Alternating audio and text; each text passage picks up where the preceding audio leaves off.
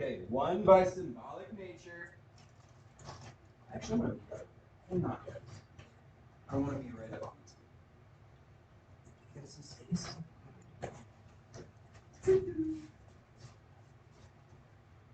What is 1? What does 1 look like when you write it? Straight line. Good job. So 1 is a straight line. It's a means of connection. What is it connecting to? One point to another. What point? 0. Good. That is exactly it. 0. So sometimes you'll see 1 like this. You guys ever seen 1 like that? I think they did that. The 0 sits right there.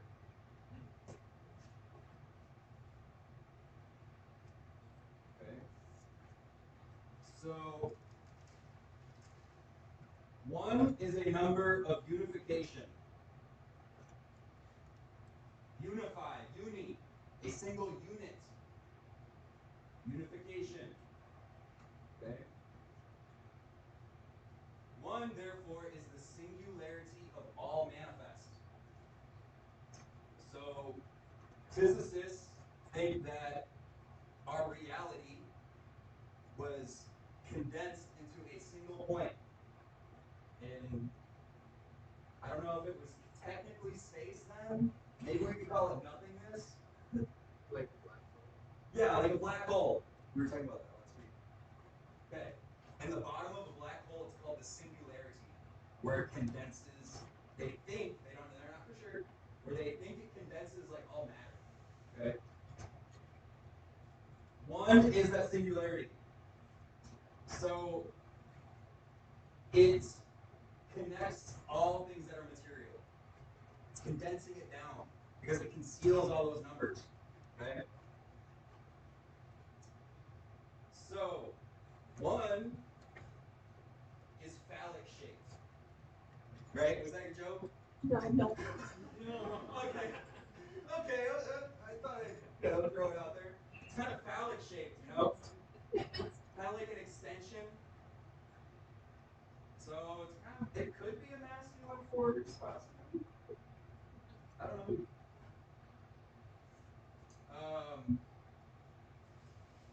But here we go. I think it's phallic shaped because it was sent out of the womb of 0. 0 gave birth to 1. It birthed it out. So, I mean, if we have a expansion and a contraction, that's kind of an expansive force. It's shaped like, you know, masculine.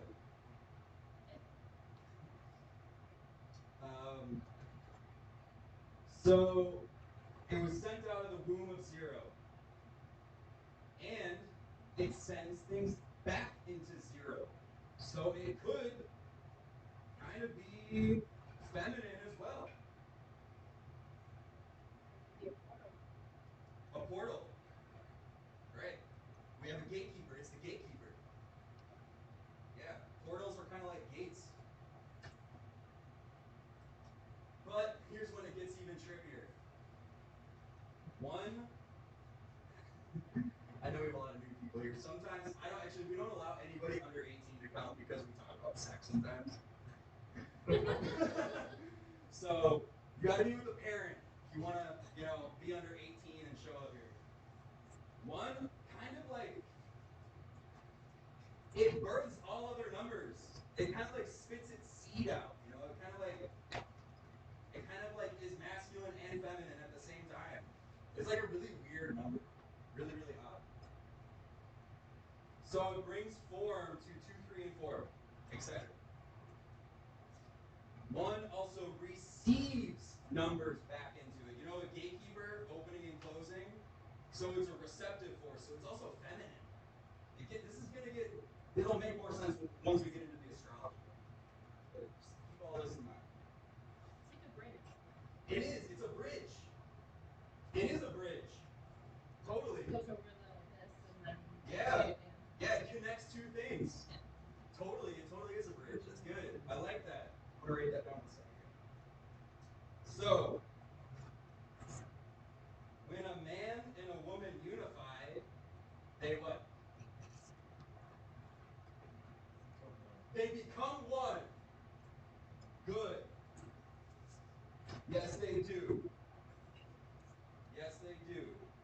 manifests into what? A child. The life force. It manifests into the life force.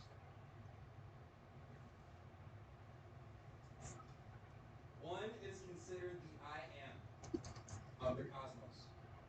So sometimes you'll read these metaphysical books and it'd be like, I am, I am the planet Saturn, or I am the planet Venus. That's the I am. That's the cosmic I am. Every time God says I am, he's talking about one. You read the Bible or the Quran, whatever you read. We don't here at Tail Group, we don't say we're any type of group. We're all encompassing. So whatever you read when it says I am, you're talking about one. The unification of all things. So one kind of like penetrates all form because it conceals all form. Zero is the nothingness that penetrates everything. One is the form that penetrates everything. So the irony, we were kind of talking about this earlier, is that one and I look the same. Isn't that ironic? Isn't that kind of ironic? Ironic. So the ancients meditated on these symbols and letters, and they encoded mystical teachings inside of them. So we need to meditate and decode it. And that's what we do here at Tarot Group. We are decoding the things that were passed down to us to learn from. How do you get things done with people? You communicate. You work as a unit. When you work together, things manifest faster. That's why it's important to be one. Practical teaching, Mitch likes to make sure that we keep it practical in here at Tarot Group. So there's a practicality lesson for you. Okay. Okay. One. All right, we're gonna erase this. How do we express one geometrically? We talked about this before, Robin. What is one? Geometrically, what is one? Let's think about shapes. Good. It is. It's a dot. A single point. A unit of measurement. One. Okay. Now, okay. What is this, a dot, if we expand it? A circle. It's a circle. What's inside that circle? Nothing. Everything. Everything is inside the circle. The sun, the moon, you and I. Right? Nothing. Everything and nothing. She's got a point. If everything is encompassed in it, it's kind of like nothing at the same time. It doesn't have any specific place. If everything is inside of something, it doesn't have a specific point in time. It's like everything at once just happened. So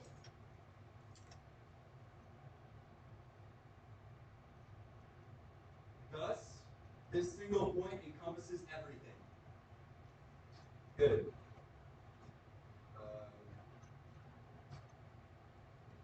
So, one is the field of operation. It's like the field of existence. It's operating everything at once.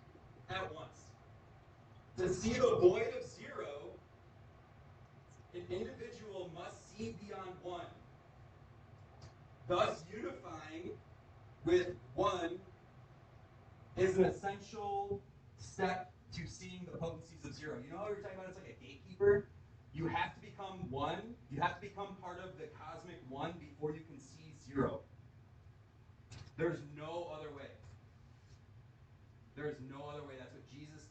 Buddha did. That's what all the mystics in India did.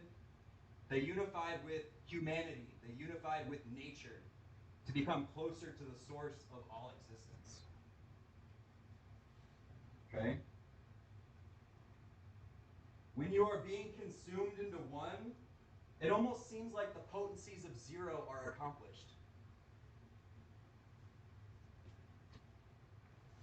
This is no different than zero. This is one. This is zero. I mean, look at the geometric shape. 1 and 0 are not that much different.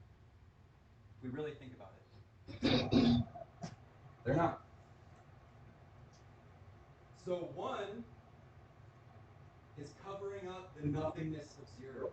It's like a veil. So once you become 1 with the cosmic 1, you're really with 0, because like if you are everything, you can see the nothing. The no thing. We all together here? Alright, cool. We're all one. We're all one, yes. Good. Cool. So, okay. To see beyond the veil of the material world, we have to use concentration and sensory clarity. So, you guys that study meditation, who studies meditation here? A couple people? Okay. You ever had a meditation teacher that was like, yeah, if you concentrate hard enough, you can see all the little atoms piecing together. Like kind of like stippling. Like you probably see it right now. I'm looking at you guys, I can see it. It's static. It's like all the electrons holding themselves together. So underneath that is the nothingness of 0. So when we can attune ourselves better to that, we can receive the messages from beyond. That's why meditation works. We were talking about that last week, those of you that were here. Talking about this exact concept. Like the monk, Buddhist monk will come out of a year-long meditation and say the most profound thing. It's like, how did you know that? Because he was unifying with the oneness and nothingness. Come out of a year-long meditation and will say something amazing. What the heck, man? It's because he was being one and nothing at the same time. This brings great wisdom.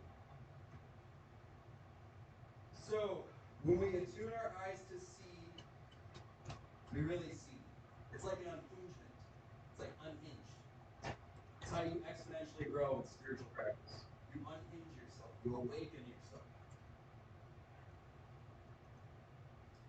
So, when we become one, we're also isolating ourselves, but we're not at the same time.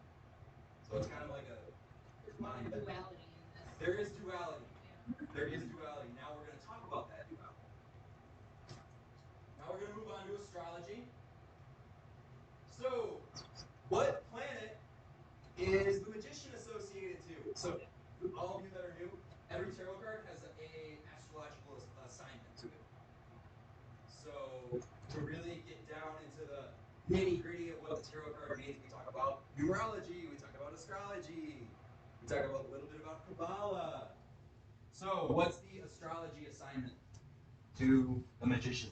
Was it Saturn? Or is that just We talked about what is it? Mercury. Mercury. Is this the manly pee hall? but it was Saturn that was with the number 1.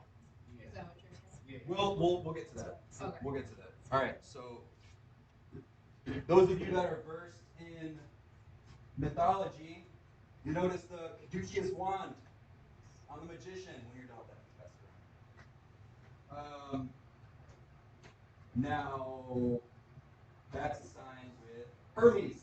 And Hermes is associated to Mercury. So, we're working with Mercury. What's the symbol look like? I like to get people engaged. Yeah. All right. Anybody? 1, 2, 3. No? Okay. Mercury.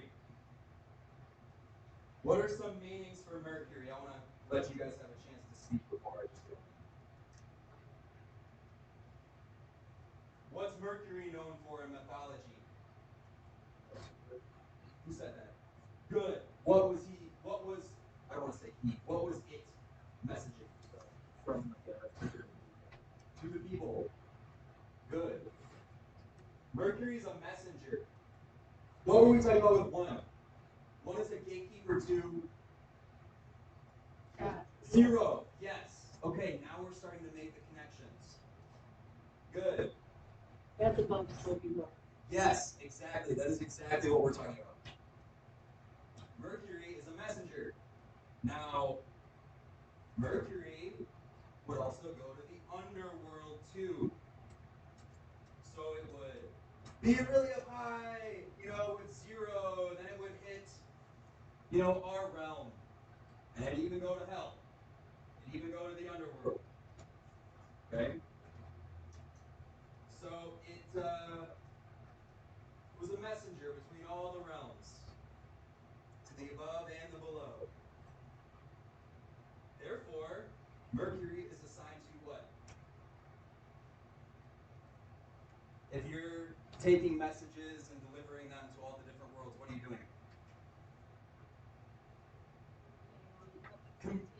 Communicating. You're doing great on your first day. I love it. Yeah, communication. So, what is this symbol? Here, what is this symbol, guys? So we can see. It's like a cup. It's a cup. You have to be able to take things in to communicate correctly. You have to listen to others. You have to take in so you can give out. Okay?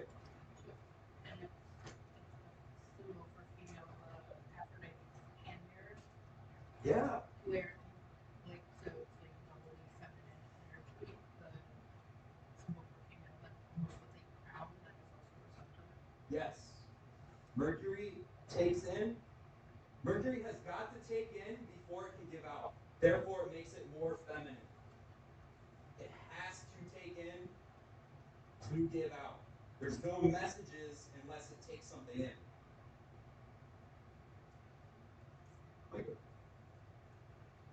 All right.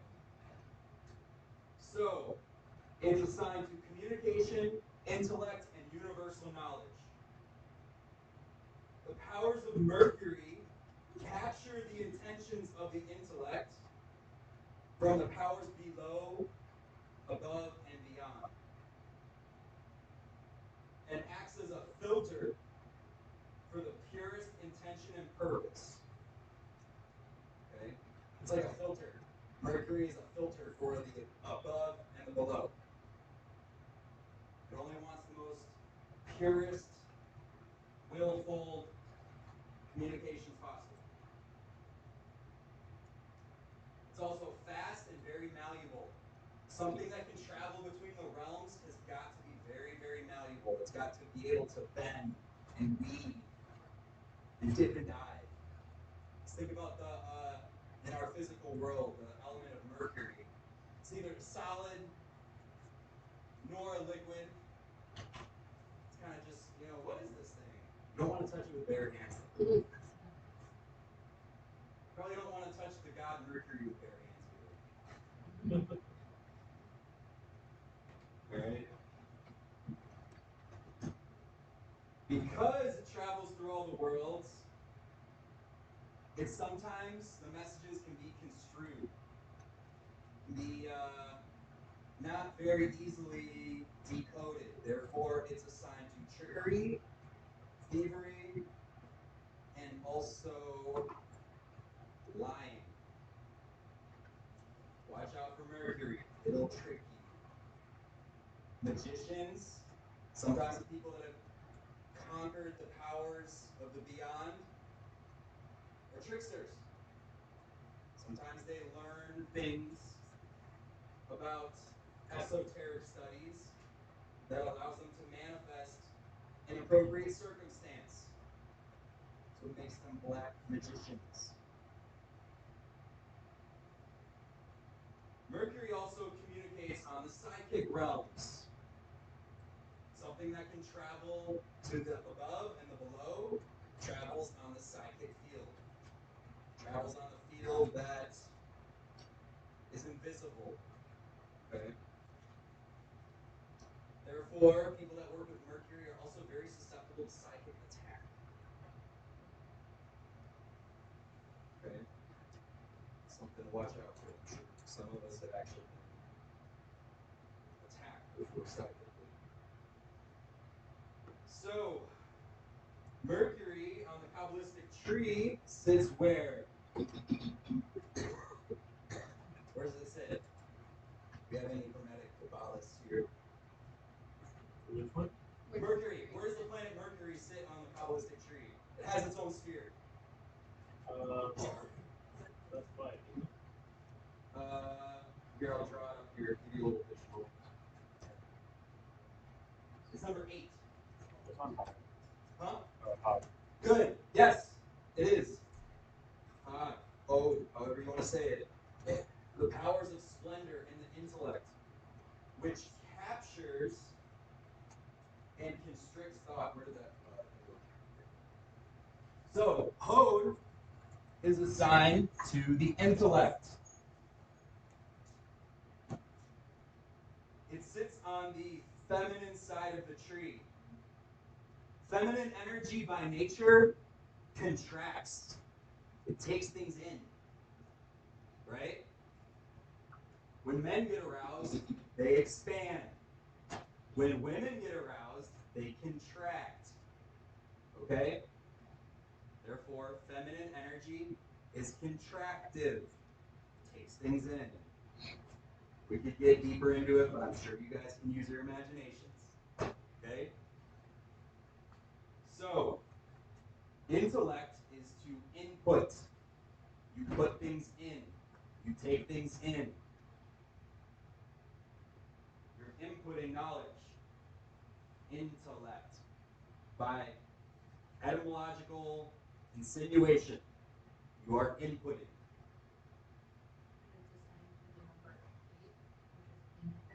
Yes. Infinite. Good. Nice. We like to play with words here. We like to play with words. Good.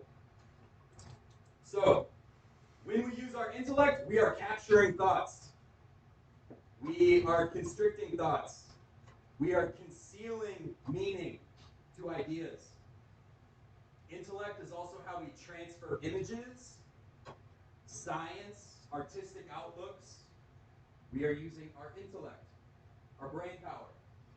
That's how we make plans. That's how we communicate. We use our intellect. Okay? Communication, by etymological insinuation, is to be with community in thought. To be with community in thought. To be with. Communication. Communication. To be with community in thought. It's a transfer. Just like Mercury. What is Mercury doing? Transferring knowledge. See how it's all coming together here? Okay. So Mercury is the one that communicates with God. It's the one that communicates with zero. When I say God, I mean the potencies of zero. I don't mean like he, I don't mean like, whatever, modern centralized religion means. I mean zero. Okay? Just for all the new people, I know a lot of our veterans know already what I'm talking about. I like defining it as The unknowable. God is just kind of like an easy 3 letters or base word. So we can say source. Mercury, yes.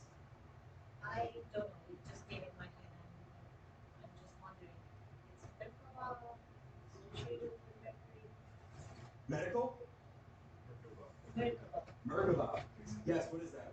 is there an association The with Mercury? Merkaba? You mean like the Yeah, it's the same thing. I mean, it could be, Yeah, there would be some association to zero. Yeah. like if you're thinking about as being like a protective, Right. and so if that's a protective, it's like a protective they're gateway, not also protected. So which that makes sense with messenger. Right. that's why I was. Well, yeah. Right. Yeah. That makes sense. Like it can be like Yeah. I mean, it's zero does encompass a lot, and so with that, yeah, it would say, Good. I like it when we open up the conversation. I don't know everything. I tell you right now, I do not know everything. So, yeah. I do know what I know, but I don't know what I don't. How about that? I know what I know, and I know what I don't. it's kind of interesting because Merkaba is traditionally represented by triangles, but when I visualize it, I actually visualize it more as a circle, which actually would be very fitting. It does. But I feel like the triangles are spinning so fast that they become Right. spheres. they're creating that Yeah. field. So for those of us that don't know what it is, I know it's like this like shape, but like what is it? What is this Merkaba thing? So, you want to start? No, you guys are better than I am.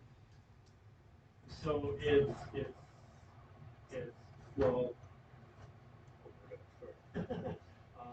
In like 3 sentences. Can you do it in like 3 or 4 sentences? So in order to, first of all, in order to have a Merkaba, you have to have integrated also your channel, because we have equal parts of the good potential for good and bad. It's combined within us. So you really have to understand how dangerous it is essentially. To create that protective force. That force is protective. It can be used for transportation, for example, for the depth. But mostly at its fundamental level is also protective and healing. So with that, I'm very much simplifying it. It feels like I'm just The way I think yeah. about it is conceptually a geometric shape that kind of looks like a Moravian star or like a couple overlapping pyramids that almost make like a three-dimensional star. And it exists around you as a means by which to concentrate and focus energy, like a gateway, kind of like we were talking about, like, or a cell wall to let certain energies in and amplify, like, and amplify them, almost like the Beautiful. void thing. Awesome. A cell wall to amplify your energy, for more cells to grow, for mitosis to happen. Yeah. There we go. All right, I love it when we bring science into it. Okay, cool. So it's a meiotic expression of spiritual energy. All right, there we go. 2 sentences. We boiled it down for you guys. That's what we do here. We try to boil it down to the most simple aspect possible for anybody to understand it, which is why we're growing. Okay. So, the number 1 connotates by its symbolic nature a connecting between the height and the depth. Literally Mercury connecting the heights and connecting the depths. So, in Hermetics, it's easier to see the above with a pure basis of knowledge of the below. You cannot understand spiritual force unless you understand where you're at now. And we are placed in our bodies. We have to understand the nature around us before we can understand spiritual nature. You know, I was saying like, oh, you can see see all the little particles dancing together? You have to understand nature before you can understand spiritual force. So, thus the heights above. So, when we understand the below, we can better bring down the heights from above. So we're using the powers of Mercury. Mercury is a binding force. Okay? It is binding the above and the below. Symbolized by the caduceus wand. It's spinning up and it's spinning down. And what else is happening? There's two snakes wrapping around with each other. It's binding. They're coming together. Now I was talking about how the feminine force is contractive. It constricts things. It's also binding. When you constrict something, you are binding it together. Where do we see the caduceus wand in modern day? Yes. What happens when you take a ride in the ambulance or you go to the hospital? What is happening? You get back together. They are putting you back together. They are binding you to the physical world. Yeah. It costs a lot of money, but you're patched up. They're binding you. They're putting you back together. They're concealing your body. They're constricting the cut. They're constricting the sickness. Okay? Yes? Right. Does anybody have anything they want to say about that?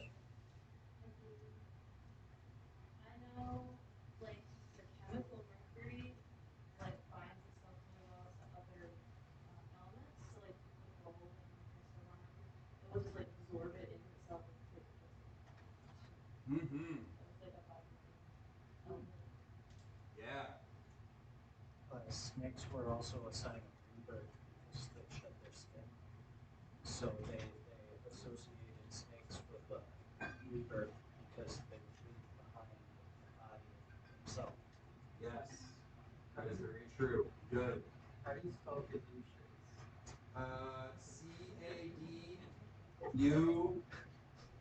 Caduceus. Thank you. You're very welcome. So, when you bind something, you are becoming whole again. When Mercury works, it is binding the below to the above. It is making you become whole with the source of existence. With that, the powers and the nothingness of zero. So, the powers of Mercury are communicating with the above and the below, or 0 and 1, to create a melding or a binding force. It is weaving. The caduceus wand is weaving. It is intertwining the force from the spiritual and the physical worlds. Weaving together. Like a sewing needle. Imagine. When you sew, what pattern does it make? Up and down, up and down, up and down. Just like the caduceus wand. Ding! That just came to me. I didn't have this written down. It's another really good analogy. So, how do we capture thought? How do we communicate? Words and writing. Mercury is associated with writing and reading. That's how we communicate. That's how we know what the ancients were thinking thousands of years ago. They write and they communicate. When you write, all of you guys taking notes, you're using the powers of Mercury. You are capturing the thought. Mercury is a capturing force. You know how I was saying you have to put in for anything to come out? You are putting in the information for later, to pull it out later. When you read and write, you are using the powers of Mercury. Yes, it is. Music is. Music is a mercurial force. Good job. We're really critically thinking here. I love it. And it's a lot of part of means of communication. You communicate in your body, Mm-hmm. physically. Mm-hmm. So is that included as well? Any form of communication? So with your body, with the song, with words, Yes. He gets into different levels. Yes. And how do we read body language? He observes. With our intellect. Yeah. We take it in. We take it in with our intellect. Good. I love it. You're really doing well today. For first day here. I hope you come back. I want to too, but I don't know when. Hey, it's all good. You're on the email list. Okay. So, when we write words down, we are concentrating thought. We are concentrating an idea, which can be transferred to another human being or the above. How do we learn? Okay, I know probably not all of us are into okay, how would the sages write down their mystical, I already said the answer. Old sages and all of the Egyptian magicians, all the magicians, all the mages would write their spell word down. They would write it down. The tarot, kind of the same thing. It's capturing images. The earliest ones were pictures and Mm-hmm. language. Yeah. When we do art, we're using the powers of Mercury. My mom always taught me, because she would do a lot of really abstract paintings, but she always taught me that the energy that she was feeling or thinking while she made it was captured in the image itself. The adepts in science and metaphysics and art understood, and they also understand, they still walk around to this day, that passing of the torch was through writing. It was capturing thought and writing it down. That's why Mercury is number one. It's the most important aspect of what we're doing here. It's the most important aspect of what we're doing here. It's the passing of the torch. So when we read other people's writings and we learn from it, we are building off of their knowledge. Mercury is a building force. We build things up. I mean, it kind of makes sense because it reaches the heights of heaven. You're building it up. You're building it up to source.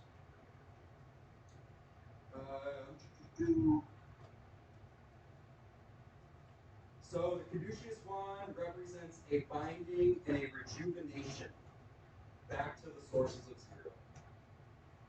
Therefore, it looks infinite. That's why it looks like an infinity symbol. So, There's also something about the conditions. I think I mentioned this before. I can't remember the number of points. I think it's like there's 7 points, then it's medicine. 7 points it's commerce, and 5 points it's medicine. And all modern, hospitals and businesses will end up using the one that corresponds with commerce. good. This is when I kind of was getting into because it looks like an infinity symbol,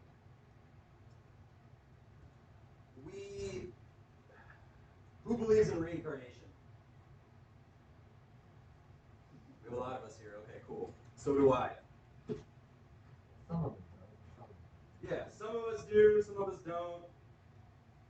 The more I study this stuff, the more I realize I'm like, it might actually be true. Everything recycles itself. Energy is not created or destroyed. Why would spirit be any different? Why would spirit be any different? So the caduceus wand is almost like a symbol of reincarnation as well, because it's binding you back together. Also looks like DNA. It also looks like DNA. Good. So we could talk about Mercury for hours, so we're gonna move on. I'm gonna try to start an astrology class here or something, so we can actually really dig deep into this. But we'll see what happens. All right. So the Hebrew letter. What's the Hebrew letter for this card?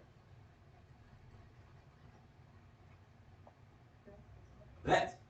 Bet. Or bet. What does it mean? That is the house. The house.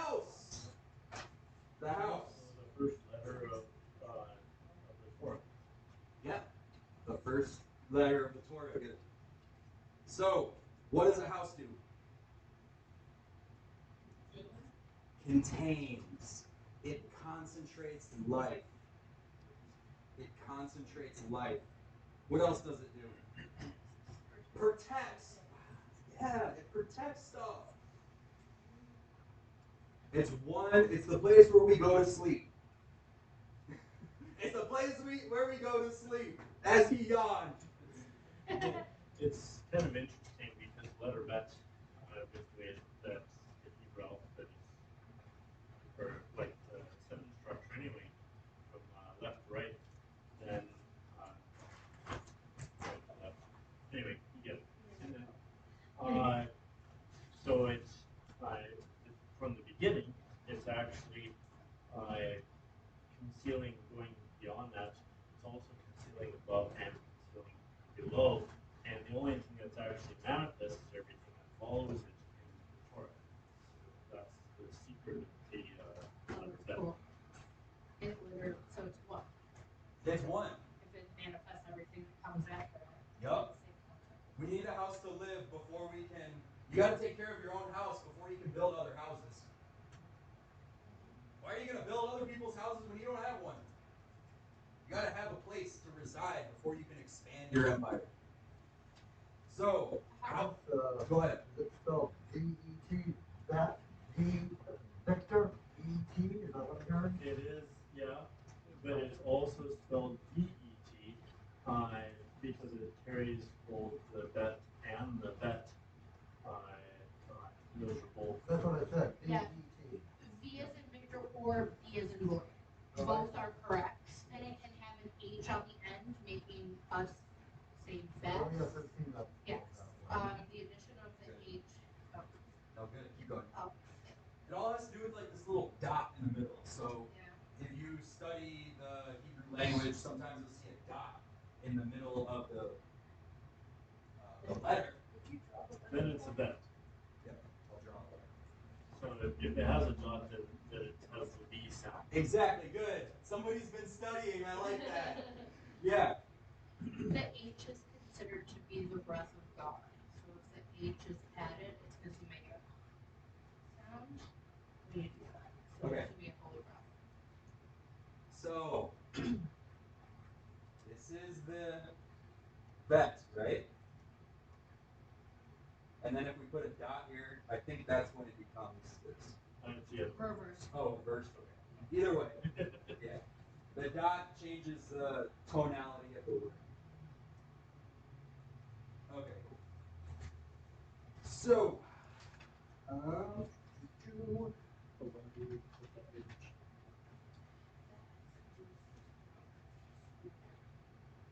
it's a place where we reside.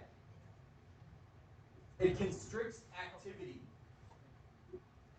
It constricts activity. Houses constrict activity. They isolate life to a specific area of existence. All creatures have houses. Birds, they make houses. Squirrels, they make houses. Ants, they make houses. They all have a house. The body is a house. The body is a house, yes. Even bacteria. Some bacteria, they will only grow on certain things. That is their house.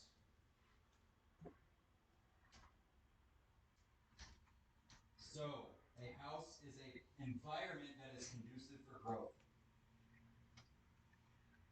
Houses thus restrict movement of life to grow into a full-fledged being of existence. You know, I was saying you can't build somebody else's house until you have your own?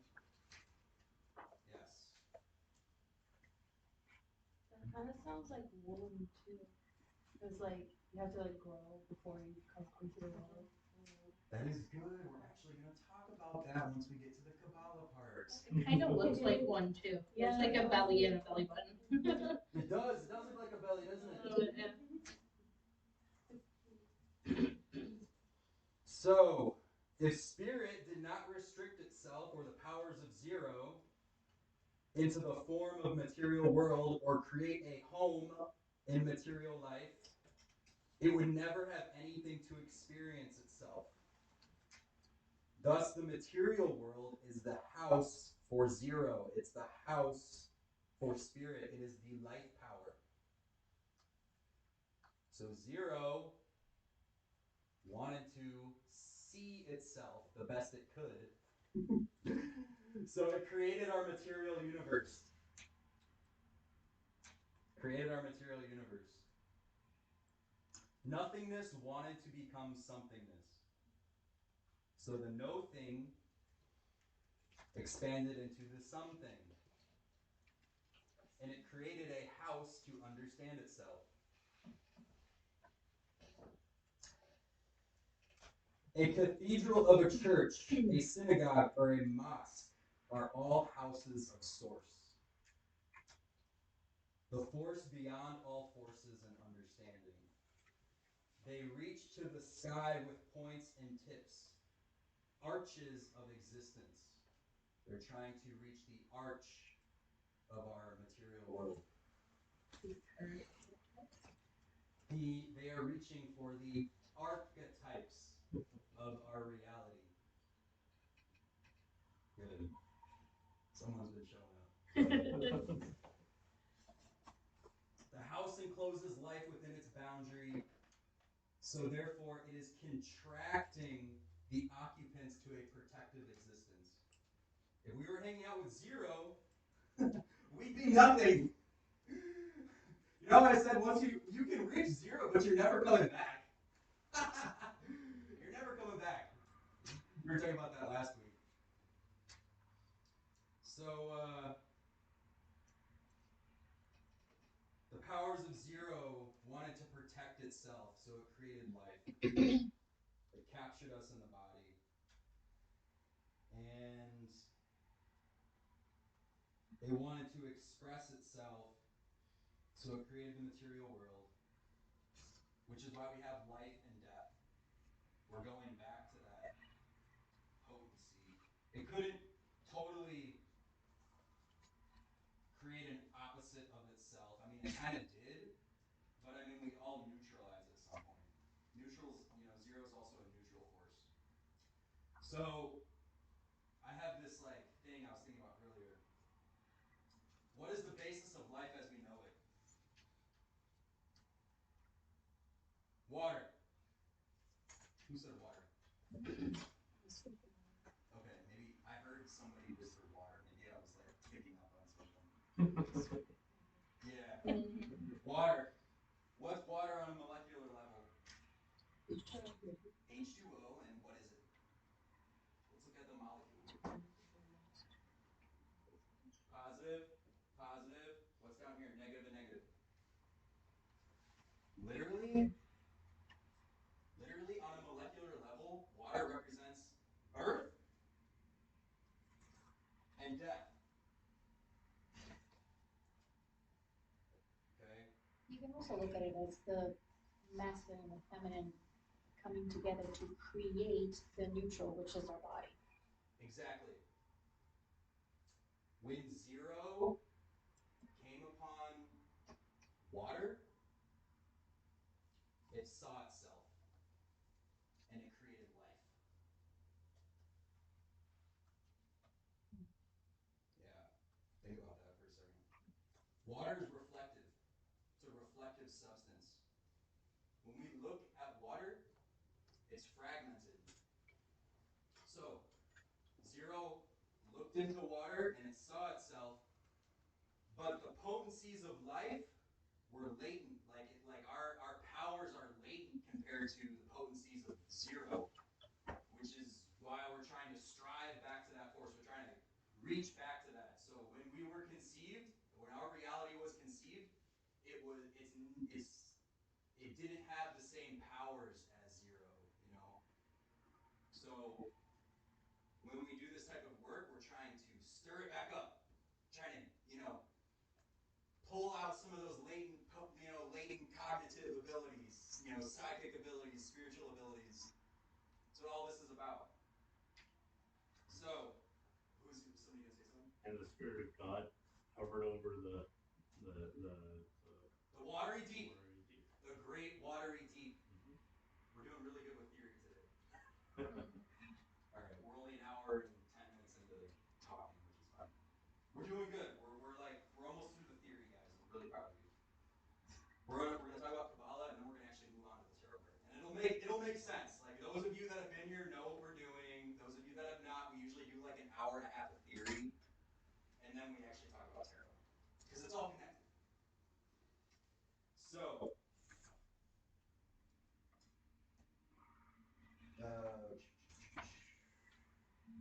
What does gravity do? Goes up and comes down. Throw a ball up in the air, comes down. What is, so we talk about life and death, gravity. What's evolution? It's a wave. Goes up and comes down. Something happens and then it goes down. Graphically, it's like a wave.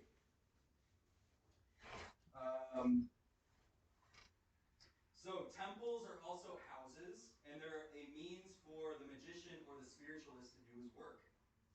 Inside the temple, the mage concentrates and contemplates his action of worship or material manipulation, blocking off the outside world until the work is done.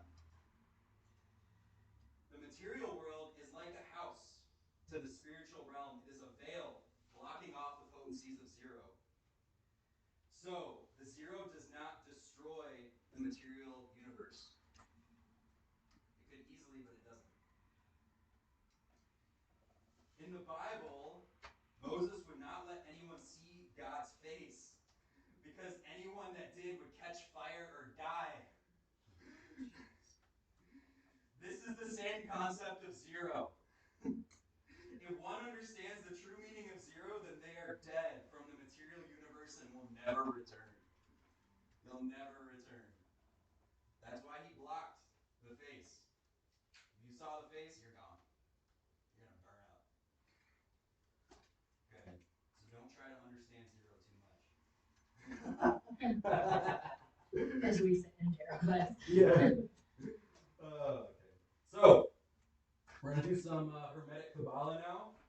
Does anybody have anything they want to say about anything I just said about houses or bet? Before we move on. Well, going back earlier, you talked about the Kabbalistic tree. Yes. And I'd like to, could you draw that out real quick and show us where number 8 is on that? I definitely can. That's a good question. That you suggested, and I couldn't get it in my notes. Thanks. You're fine. You're fine. Thank you for asking. We're gonna actually move on. That's a great, easement into our next point of conversation, and then we're actually gonna talk about tarot. I promise. We have to get through this stuff first. What you said about the House of Isolation was cool, because it sounded like descriptions for like the Chariot being boxed off, like the Hermit, like being isolated, and those are like the cards that the magician becomes. Yes. Exactly. So what's this? What do we have up here? Yeah. Oh, okay. We're really gonna. Okay. Yeah, we have the A stuff up here. Good. Okay. What's this one? What's this one? Kether, the crown. I'm going to write the English term so everybody's on the same page. The crown. Where's the crown sit? Where's the crown sit? The top of the head. Where? Right on our third eye. Good. So this is the crown. What do we have here? Micah. That's the Vina? This one is... Hokmah. Yeah, what's Hokmah? Wisdom. What do we have here? Understanding. This is Bina. We're going to talk a lot about this one today. This is the cosmic mother. You know how I was saying Mercury is to take something in? This is the cosmic mother. She takes everything in. Okay? This is the cosmic father. Okay? What do we have here? Mercy? Mercy. Good. Sorry. I need to get better at writing on the board. What do we have here? Severity. Severity. Good. What do we have here? Beauty. Beauty. Good. What do we have here? Splendor. Splendor. Oh. Or hot Okay. stars. So, buffalo. Right here. That's where Mercury sits on the tree. Splendor. Which is also assigned to the powers of intellect. What do we have here? Victory. Victory. What is victory assigned to? Emotion. But we're not talking about that today. For curiosity, Mercury sits here, Venus sits here. Anybody that wants to know? Who do we have here? Foundation. Foundation. Good. Sorry. What do we have here? The kingdom, and that's where our physical bodies sit. All right. So, Bina is the cosmic mother. Did you want that? No, we don't need to fry everybody out. We don't need any brain smoking just yet. We're going to take a break after we get through the theory, and then we'll come back and actually start on the tarot. Okay, so this is the cosmic mother. Now the magician on the tree of life sits in between the crown and the cosmic mother. It is a means of giving birth, the force that constricts spirit to a specific easement of manifest. So the powers of Bet, the house, charge up the forces within Binah, the cosmic mother. So when, let's look at our world, our reality, life, there's a gestation period. When a woman has a baby, it's force being charged up. It's a charging up of force. Okay?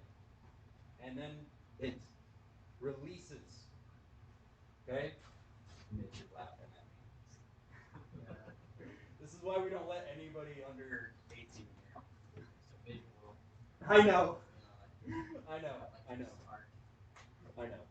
So, when a woman becomes pregnant, it's force charging up. Okay? A baby is concentrated in the womb, reaching its final end of birth. The powers of Mercury are genderless, but ultimately sit with a contractive part on the tree. So this whole side of the tree of life, we're going to do Tree of Life 101. This is the feminine side of the tree. This is the contractive side of the tree. Okay? We have a lot of new people here, so we want to get them all on the same page. Those of you that have been with us a while know, but this whole side of the tree is feminine. It takes in. So what would make this side? The masculine. Good. Excellent. So, Mercury is genderless, but it sits with the contracted part of the tree of life. It takes knowledge and communication. The powers of one are being released into the cosmic mother, the singularity of all other numbers to be born. So you know how I was saying about one is a singularity, it conceals all numbers? It conceals it into the mother. Conceals it into the mother. And then it's born. So in Kabbalah, whether it's Judaic or Kemetic, they say that the masculine force was born, but it realized that it needed a counterpart. So it sent its potencies into the mother, and then everything else was born. Okay? So the forces of Mercury and Hermes are presumed to be the dominating spiritual outlooks in the coming age of Aquarius. Therefore, Uranus, which rules over Aquarius, and Mercury sit at the top of the trees.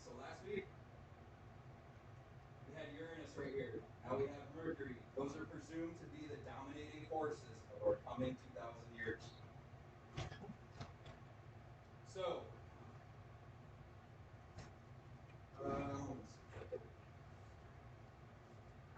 the powers of Saturn or Binah create the house of existence, of formation, constricting the limitless light to the powers that are only necessary to evolve back into it. So the powers of the cosmic mother concentrate life into the material realm. Now, this is called the watery deep, the darkness. I don't have my tree up here, but this sphere is black. So this is considered light. And this is considered light. Light. Okay, think about this. If everything is light, is something that's light, is it going to be able to shine? No. It needed darkness to show its powers. So it found the cosmic mother, the watery deep, the powers of darkness, so it could actually shine. So it found Binah. Right? Cool. All right, we're going to take a break, and we're going to talk about tarot. Hope you guys like that. Hope you guys like that hour and a half of theory. We are going to take, we're going to start back up at 8:05. We're going to start back up at 8:05. If anybody hasn't paid yet, now's a good time. Now's a good time. You did? Okay. Why do you say you see the zero, you understand the zero, that You'll never come back. Well, the people in reincarnation don't even believe that you go to zero, and then you reborn as a different form. When it's death, it's both nothing and everything.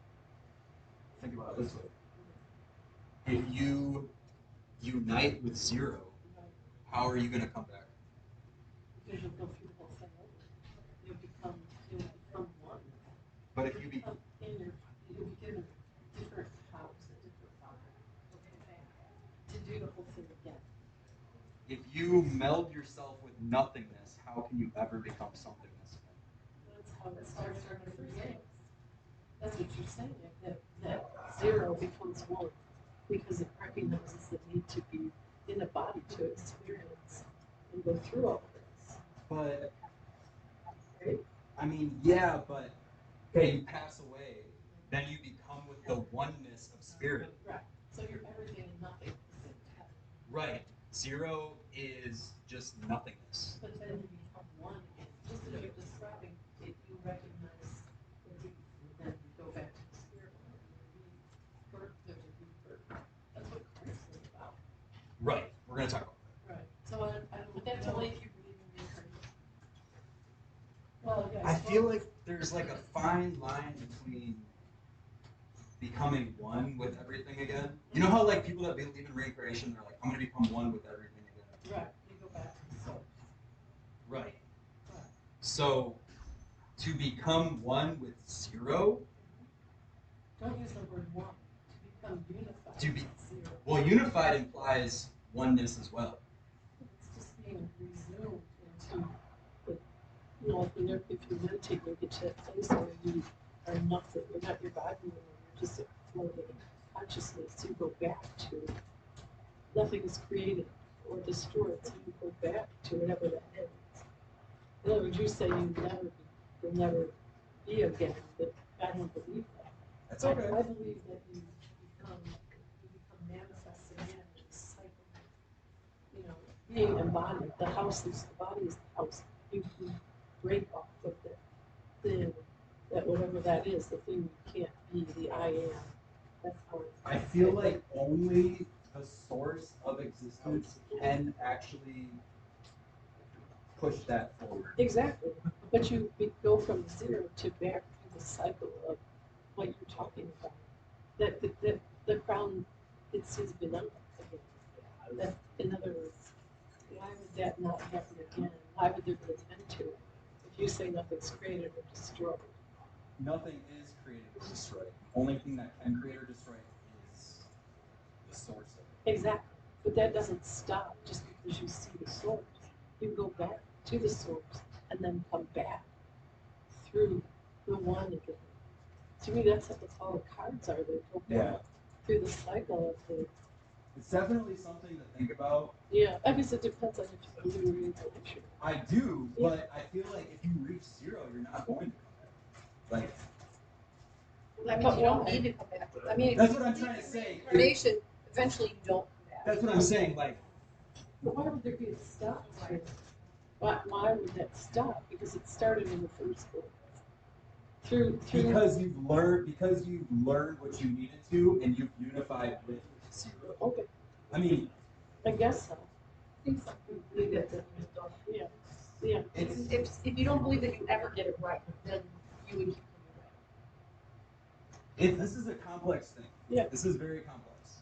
Basically,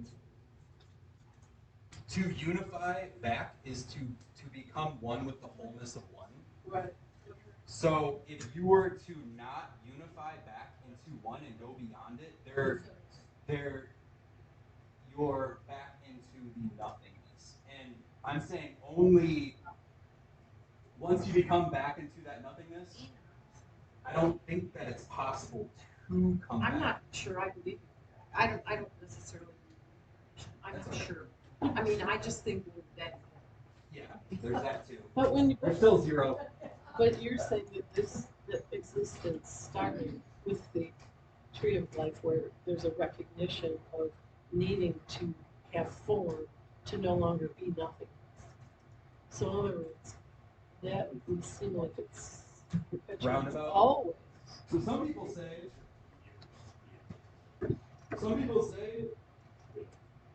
Yeah. once you go past this line, you don't come back. I'm saying once you go past this, you don't come back. I feel like once you go past one, you don't come back. Some people say once you go past this line, you don't come back. Which there's different schools of thought. I think from what you said, I get the impression when you go past that first line, you don't come back into physical form. Like the idea of ascended masters or like spirit guides would be above that line. Then I guess once you get past the crown, you kind of dissolve back into everything.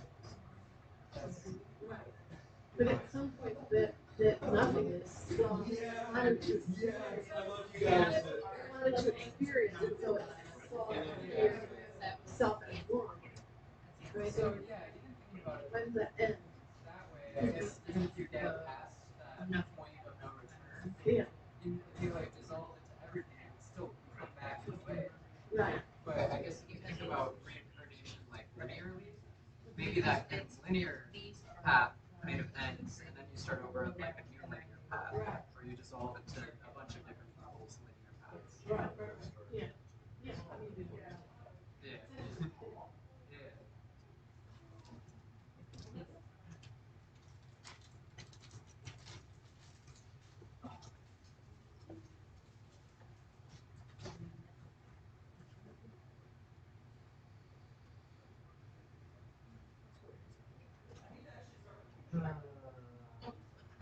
Especially if we're gonna have big groups like this. You want to make a purchase? Okay, come on. I need to start keeping track. When we had smaller groups, I was like, okay, I know 20 people, it's kind of hard.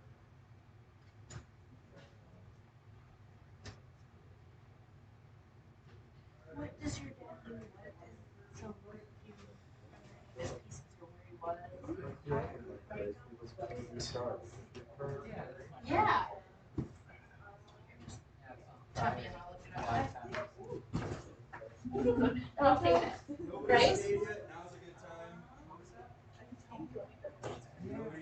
Whoever hasn't paid yet, now's a good time. It's kind of like growing and like getting more people involved with it, but not adding more music into it rather than just like visual art. And so there's a woman who lives next to my apartment basically, and she owns the building and she lives there and she has an antique shop on the street level, and she has a whole backyard. It's like the only backyard in downtown Ypsilanti, and so she gave me a key, me and some friends cleared out all the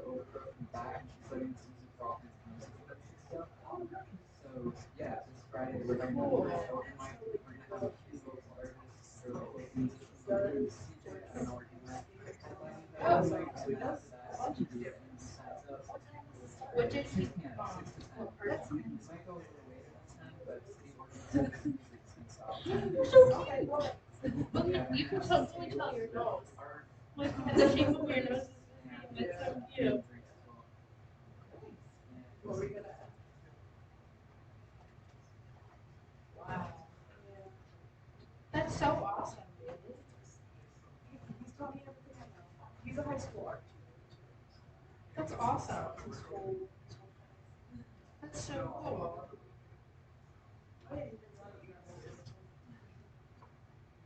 Babe, you sent me a video. You sent me a video of his boots. This is Bailey's dad in the video that you sent me. Yeah. I don't think he had any of his animal portraits from me. So here's the video.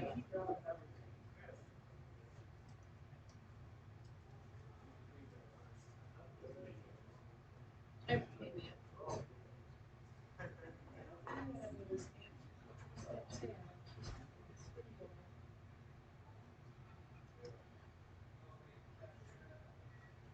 Oh no. Different. Isn't that cool? Yeah. This is her dad's stuff. There's your bird, baby bird. Cake.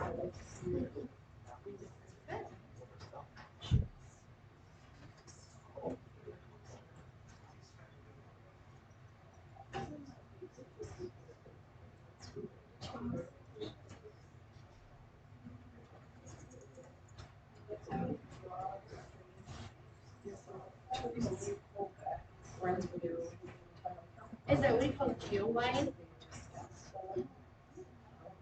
Oh no. No, but is this like tarot cards? Yeah, he draws weird stuff.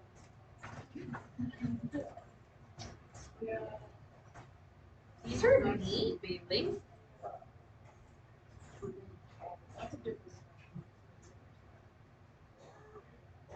Very cool. Ooh, it's kind of like Dolly in some ways. Like, yeah, like this one. That's very like Salvador Dali. That's very cool, Bailey.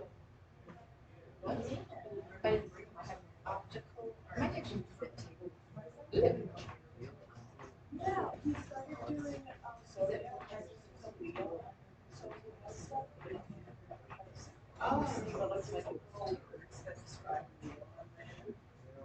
charisma.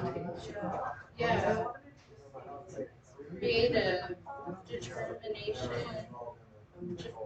This is neat. That's really cool. She older. No.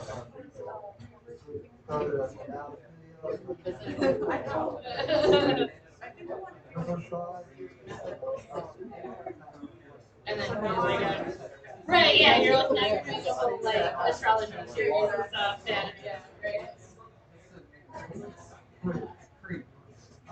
No, oh my gosh, I don't think we will ever be in the kitchen ever again. Yeah, If we ever go back to this, oh my we gosh. tried to do it in the kitchen, but the lady left. Music for the first one, but I am trying to plan ahead more events. I want to have like a poetry night, and I'm even thinking of doing something a little more political, where it's like get up there and like have a platform to talk about what you're upset about. And I'm open to like other ideas as well. Yeah, I'm excited.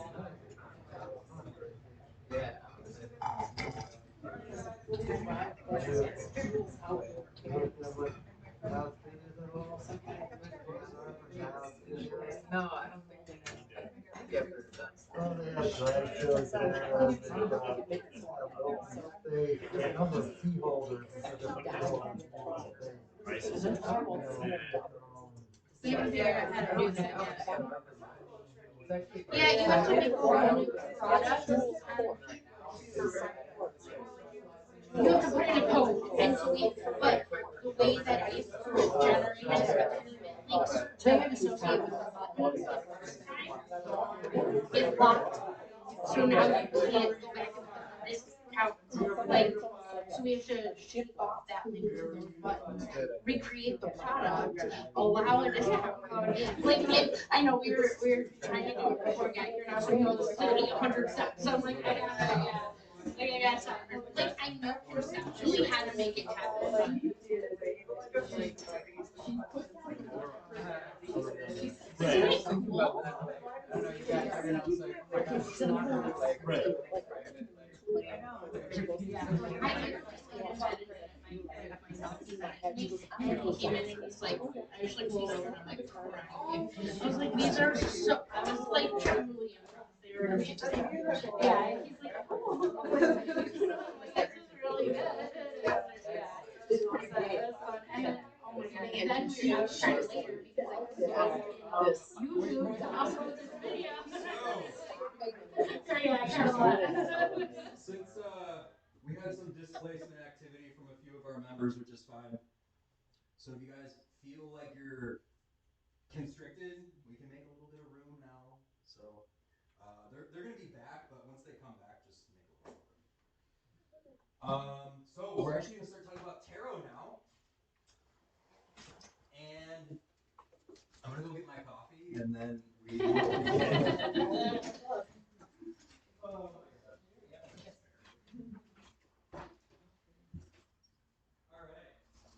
So, first question concerning tarot. What's a magician? What's a magician, guys? Yeah, exactly. Someone who creates from nothing. Someone that creates from nothing. Good. A man of magic. Yeah, what is magic?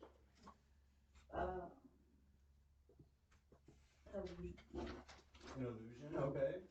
That's fair to say. What is magic? Controlling, like, energy forces? Yeah. Act of creation. Act of creation. It's using, I would say, source energies to either combine or to break apart. Mm-hmm. You're like bending reality to your will. Bending reality, good. Yep. Could it be like an exertion of will? Ooh, I like that, yeah. An Force. exertion, force. So nothing, okay, so everything in our cosmos is already happened. So how about, I know we've had discussion about this word before, but I can't seem to find a better word. How about this? A magician is an individual who uses spiritual forces to manipulate the physical plane. How about that? Mm-hmm. The person who uses spiritual forces to manipulate the physical plane. Mm-hmm. What does a magician use? A wand. A wand. That is one element. What else? Mathematic or dagger. Yeah. Let's look at the table. We've got the table of the implements. A scarf? A scarf? Yeah. Scarf. Conceal yourself. the 4 elements. The 4 elements. Good. What else does a magician use? We talked about will. Somebody said will. And intention. Intention. If you're really talking about magic tricks, I would say they use props. Props. So we have props on the table. Very good. What else? Well, I see the cup and I'm being a cup of knowledge as well. Yes, cup of knowledge. Actually, you know what? I'm going to move the table over so that everybody can... They're gone. They're going to be back, but I want you guys to see. So, they use emotion. What else? What other kind of non-tangible things would they use? So if they use Energy. energy, Illusion. illusion, Like showmanship to like look over here and like draw you into what they want you to see, misdirection. right? Or distraction. Distraction, Light and darkness. Light and darkness, good. Intelligence. Good. That's the kind of stuff I was looking for. Intellect. They have to be very smart. They have to be very willful. They have to be very have a lot of emotion. So they also use spiritual force. What about imagination? Creative, yeah. Imagination. What about the self, frontal, and subconsciousness? They really have to understand the mind. A magician really has to understand the mind. A lot of it's like psychology, kind of like. It is. It is. A lot of esoteric and magical organizations, they have their main group, and then they will have another group that is focused towards psychologists. I think part of psychology is huge, massive. It makes so many different systems, like all of these angels or spheres of your life, things like that, like exemplify like portions of your psyche. It's very true. You ever notice how angelic force is associated with emotions? Like, this is the angel of strength. This is the angel of bravery. This is the angel of misery. They are all associated with emotions. Now, when ancients would have arisings and they'd be like, oh, I saw the angel of mercy. That's because they were having such an overflowing of emotion that they experienced a spiritual force. So, any type of conjecture that affects the nervous system, a magician uses. So anything that affects our nervous system is what magicians call upon. Anything else? Anything else anybody wants to add? Might be related to our perception as well. Perception. That's a nervous system thing. Perception. I like that. That's how we interpret our environment. Yes. White magicians and black magicians. Perception. Could they also be using someone else's perception? Like manipulating their perception? Yes. I would say that's probably a black magician force, but yes. Well, it can be positive as well. It can be. Because if you're restructuring somebody's outlook, for example, so that they can actually achieve what they want, that is definitely a manipulation. I'll take that back. You want to, we're going to quote Spider-Man. With great power comes great responsibility. Any kind of awareness of how energy works, right? So if you're thinking of people who can see chakras or taste energy, right? Then it's not, I don't necessarily look at it as manipulation, though. I mean, I don't think there's a better word for it, but it's, I don't think so either. To help transformation, right? And so you can transform in any direction. It's all about choice, and it's all about, I guess, intention as well. So Intention. it can go in either direction. Right. So Yeah. to me, a healer is a magician. Yes. So magicians come in many forms. Intention. I like that a lot. Good. So Well, that's the secret. The intention is the secret behind the wand. Oh yeah, directing your. somebody did some study. Somebody did some study. Good. So, the electric currents that run through the body are stimulated, ultimately reaching the deepest parts of the brain and body, stimulating the conductor of spirit that lays inside the deepest part of the mind. So anything that stirs up the nervous system will send electric currents through our bodies, and it'll reach the deepest part of our activity of the mind, of our conductor. Okay?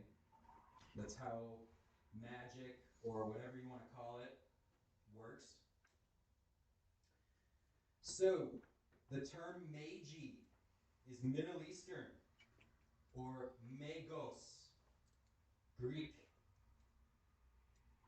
and has been used for 2,000 to 3,000 years, dating all the way back century BC, or possibly even earlier. So magos or magi or magician has been being used for thousands of years.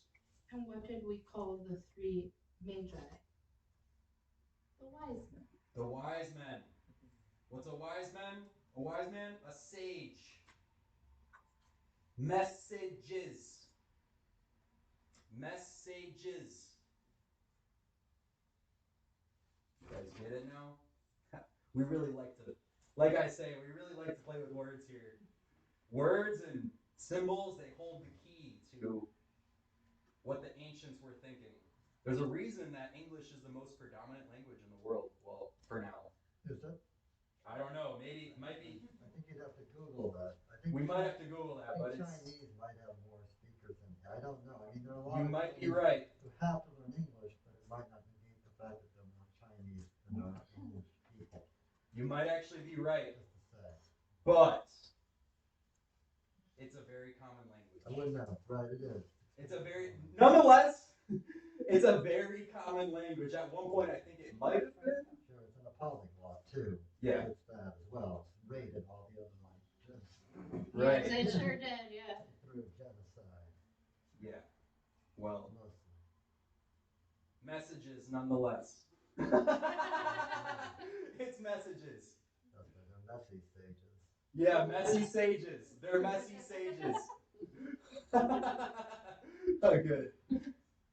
Messy sages. So, magi were known as priests, and also people who could perform magical acts that influenced the physical realm and dazzled those that could not comprehend their power. So, people that were magi, they would do things and say things that really made people like, wow, that was so amazing, right? Tricksters. So they kind of had like an idea of deeper meanings of things. You know, they kind of knew the hidden forces. That's what we're doing here. We're trying to understand like the hidden forces in our realm.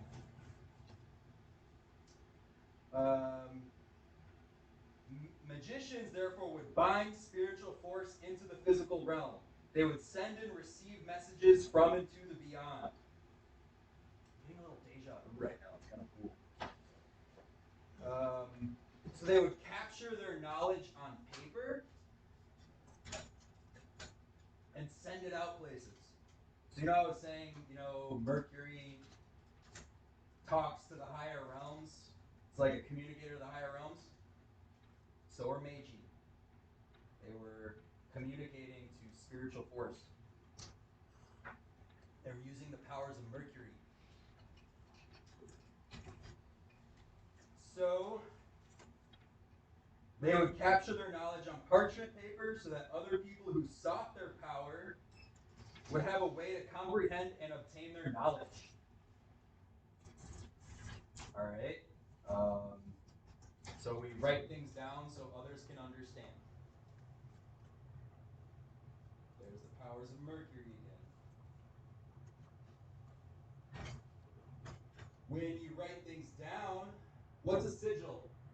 Or what's a spell? What's a spell book? What's a sigil, Nathan? Sigil is a personalized symbol that is used to facilitate creation of intention. Yeah. What do? Write it out. You write it out. You use the powers of Mercury to capture your intention, capture your idea, capture your emotion, capture your drive, capture your will. When you write a spell or a poem, we'll just say poems because we want to keep it a little on the softer side. When you write a poem, you capture the idea, you capture the thought, and it drives emotion, drives thought. Since you like to play with words, I like to think of maybe changing capture with contain. Contain. Create. Concentrate. Capture is a very violent act. It's a masculine energy. But contain, create, they can have both. Okay. Okay. It's fair. So it contains stuff. It's a container. When you contain something, you concentrate it. It's a holding mechanism. So Meiji would use the powers of Mercury to talk, to share.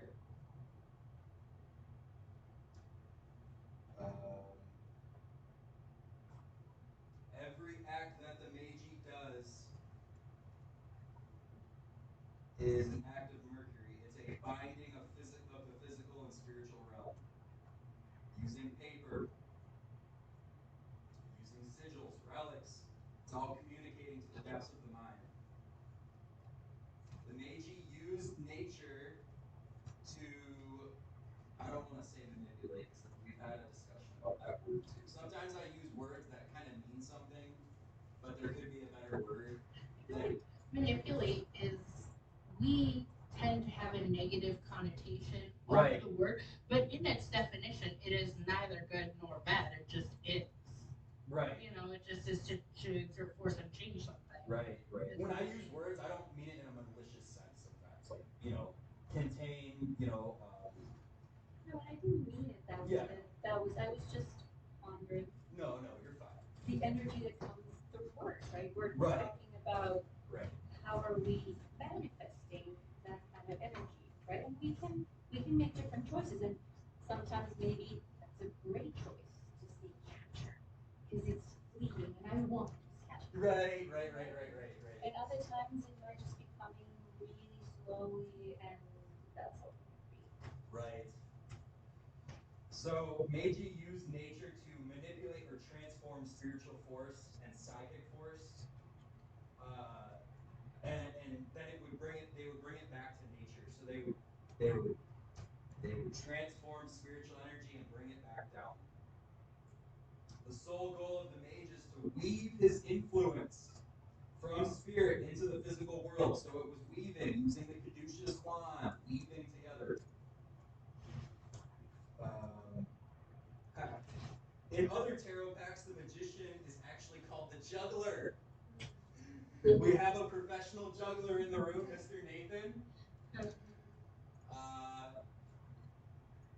You want to juggle a couple of these things? Put you on the spot. Yeah, right. So, Right, like something on fire. Right. So what do jugglers do? The juggler is another name for a magician. So in older tarot packs, they were interchangeable. Eventually, it more focused more towards the magician. It's important to study older decks because we can draw out information. So what do jugglers do? Let's think about jugglers for a second. What do they do? Manipulates objects. Yeah, and how do they do that? With precision and with intention. And skill. Also Transference. stepping up and down. Up and down. They would concentrate. You have to really Timing, synchronicity. timing, messaging, concentration. See how They're also doing something that other people can't do or perceive as maybe impossible or like beyond the norm. Yeah. Because everybody can't Juggle. Really hard. Yeah. Really hard. So a juggler is like a magi, or is like, has those powers. Like, wow, how did that guy do that? All those things are on fire, and he's just like whipping them around like it's nothing, right? So the magi and the juggler are kind of similar. It's like it's a magic act in a way. You're using concentration, using sensory clarity, doing something not everybody can do. That's impressive. So both characters use powers of concentration to reach their means and end. So at some point in history, the juggler got switched out for the magician. I can't tell you exactly when, but I'm pretty sure some modern decks still have it as the juggler. Okay. Since you're talking about like manipulating things or controlling the elements, I think you brought up Gracie basically, like it seems that you like not being afraid of fire or controlling fire if you're using that sort of thing. And I've seen guys will juggle like glasses of water, things that contain something else, and they're like not spilling it or whatever. So sort of like they're like controlling an element that should behave in a certain way but doesn't when they're using it. Yeah, Kind of. right. They have a deep understanding of physical force, physical inertia. So the more you can understand physical reality and better transform it, I'm gonna try to move away from manipulation. I know some of us don't like that word. They transform the energy. It's a transfer. They're transferring. So I see it as a cooperation Co- too. Cooperation. You're talking about understanding, so when you understand how something works, and you work with it, not trying to really control it, but in a way humbly respecting it Yeah. and working together. Right. Everything essentially is interconnected. So once you understand how each thing is interconnected with the next thing, when you pull one cord, one strand, whatever, or transform it, or whatever you're doing with it, you're actually creating a very much more ripple effect across other experiences. So by changing one component, then and say you end up changing two components, then you can actually create a third effect because those two change. Good. I like that ripple effect idea. So going back to cooperation, when there's cooperation, there's communication and unification. Good. It's all like, it's so interesting. The more you study esoterica, the more you see that these words, all these words have like an underlying meaning. You know, they all kind of mean the same thing. It's just different expressions of the same thing. Different flavors. So, you know, transform and manipulation. It's like manipulation more of a harder connotation attached to it. Transform kind of has like a softer, nicer thing. But when you boil it down, it's the same thing at the bottom of the bowl. Same thing at the bottom of the bowl. So, moving on, we're going to talk about the artwork. Now, what do the flowers mean? What are the flowers? Yeah, flowers are definitely beautiful. Yes, that's good. I like that. They have fragrance too. Fragrance. Yeah, that will stimulate the nervous system. Like we were talking about, when we Now goes straight to the limbic brain, Yes. which is the center of emotion. Yes. Good. Teach about the brain, so apologize. You teach what? I teach about the brain sometimes. That's good. So I apologize if I. No, I love it. I love it. I'm going to school for psychology. So, what do the flowers mean? We talked about beauty, fragrance. Oh, what else did you say? I said the smell connects to the limbic brain, Big brain. which is center of emotion. Yeah, emotion. So that's why sometimes it helps to transform, I guess, emotion from, let's say I had a traumatic event and this negative emotion is connected to it. But now I'm imagining a new outcome and I seal that in with maybe an essential oil. So I smell that in and that's going to transform things. And that's not going to negate the experience of the past, but it gives a different perspective, a different nuance. Yeah. So it's fascinating how that works. Different flavor. So she said a keyword, emotion. You gotta go? Yeah. All We were good. just trying to wait for like a transition in the conversation. We're You're gonna go good. through, we gotta go, sign your first issue, I don't wanna. You're good. I appreciate you guys coming in. I hope you guys walk away with some new knowledge. Yeah, this is great. It was nice to see everybody. Yeah, we're really getting deep. We're really getting deep with this stuff. I did not expect Tara to get this deep. But It's good. Yeah. all right, I'm glad you guys enjoyed yourself. Thanks. You out of here too? I will be back to probably September. Oh! We're gonna be all the way. Because I'm unhappy, but because I'm not in town. We're gonna be in the double digits by then. See you guys. No, we won't. No, we won't. No, we won't. We'll still be in the single digits. Okay, it's all right. If anybody has to leave at any time, we're not like you must stay. So we're not a you must stay cult. I promise. We do like people, but you don't have to stay. All right. So flowers, emotion. What drives emotion? Desire. Yeah. Good. Desire. So when we have somebody we like, what do we give them? Flowers. Flowers. And these look like roses too, which are a symbol of fertility. Yeah. Fertility. Love. That's good. White flower. Yeah, it's like a Lily. Purity. Yeah. White symbolizes purity. So let's talk about the red rose for a second. Let's talk about the red rose. I don't know what those are. What is the flower? What ultimately, what is a flower's goal? To seed, To seed. What is that? to reproduce. Reproduction. Yeah. So flowers make seeds. It is the reproductive action of the plant. It is the movement of desire. So the flower desires to live. It's the movement and means of reproduction. So the movement of his desire from the forces of nature and the trials that stand in between task and accomplishment. So we can desire something, and it's a task to reach that accomplishment. We can desire, and it might never happen. So it is by the will that we drive forward to reach our accomplishment.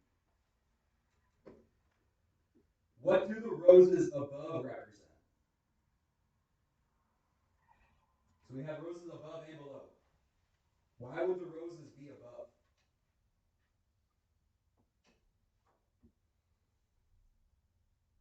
Come on. I know you guys have it. He's taking the higher plane and manifesting it on the lower plane, so as above and so below. Yeah. Nathan's onto something here. The forces above want to manifest. Yeah, they're coming from above, trying to reproduce into the below. Good. Gracie, you've become such a shining star.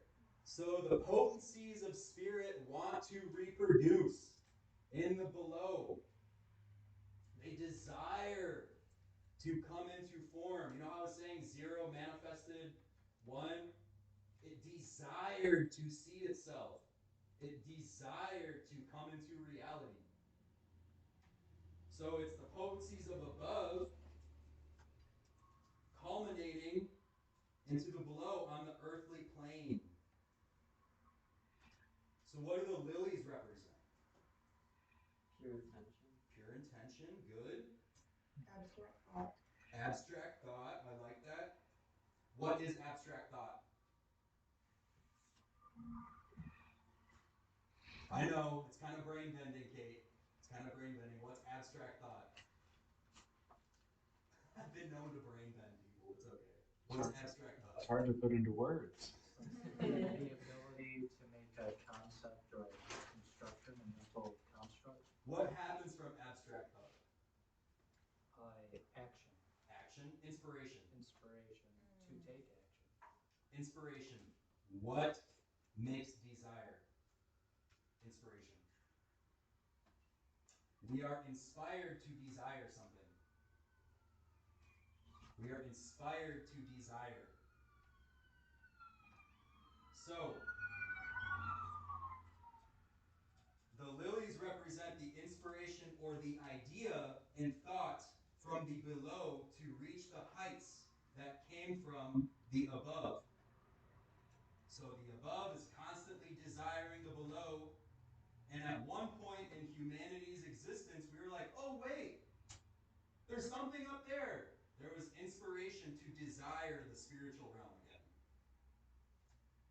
The above is constantly pushing down, it's constantly pushing pressure on us. We had to have the idea of, wait, there's something beyond us. So we were inspired. So, the below does not always have the awareness of the above. But the above has the awareness of the below. So we need to be awakened, stirred up. The lily represents the intellectual part of physical flesh. The ideas that flow on the physical plane to reach back to its source or higher power.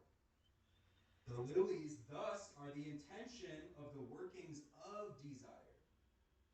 The spark that starts the ignition and the drive of want. It is safe to say that it is the subconsciousness, self-consciousness, and superconsciousness interplay between the two floral arrangements. So, as above, so below. Self-consciousness, subconsciousness, superconsciousness. We haven't talked about superconsciousness today, but those that know, know. Further, the lilies represent the idea of a desire or emotion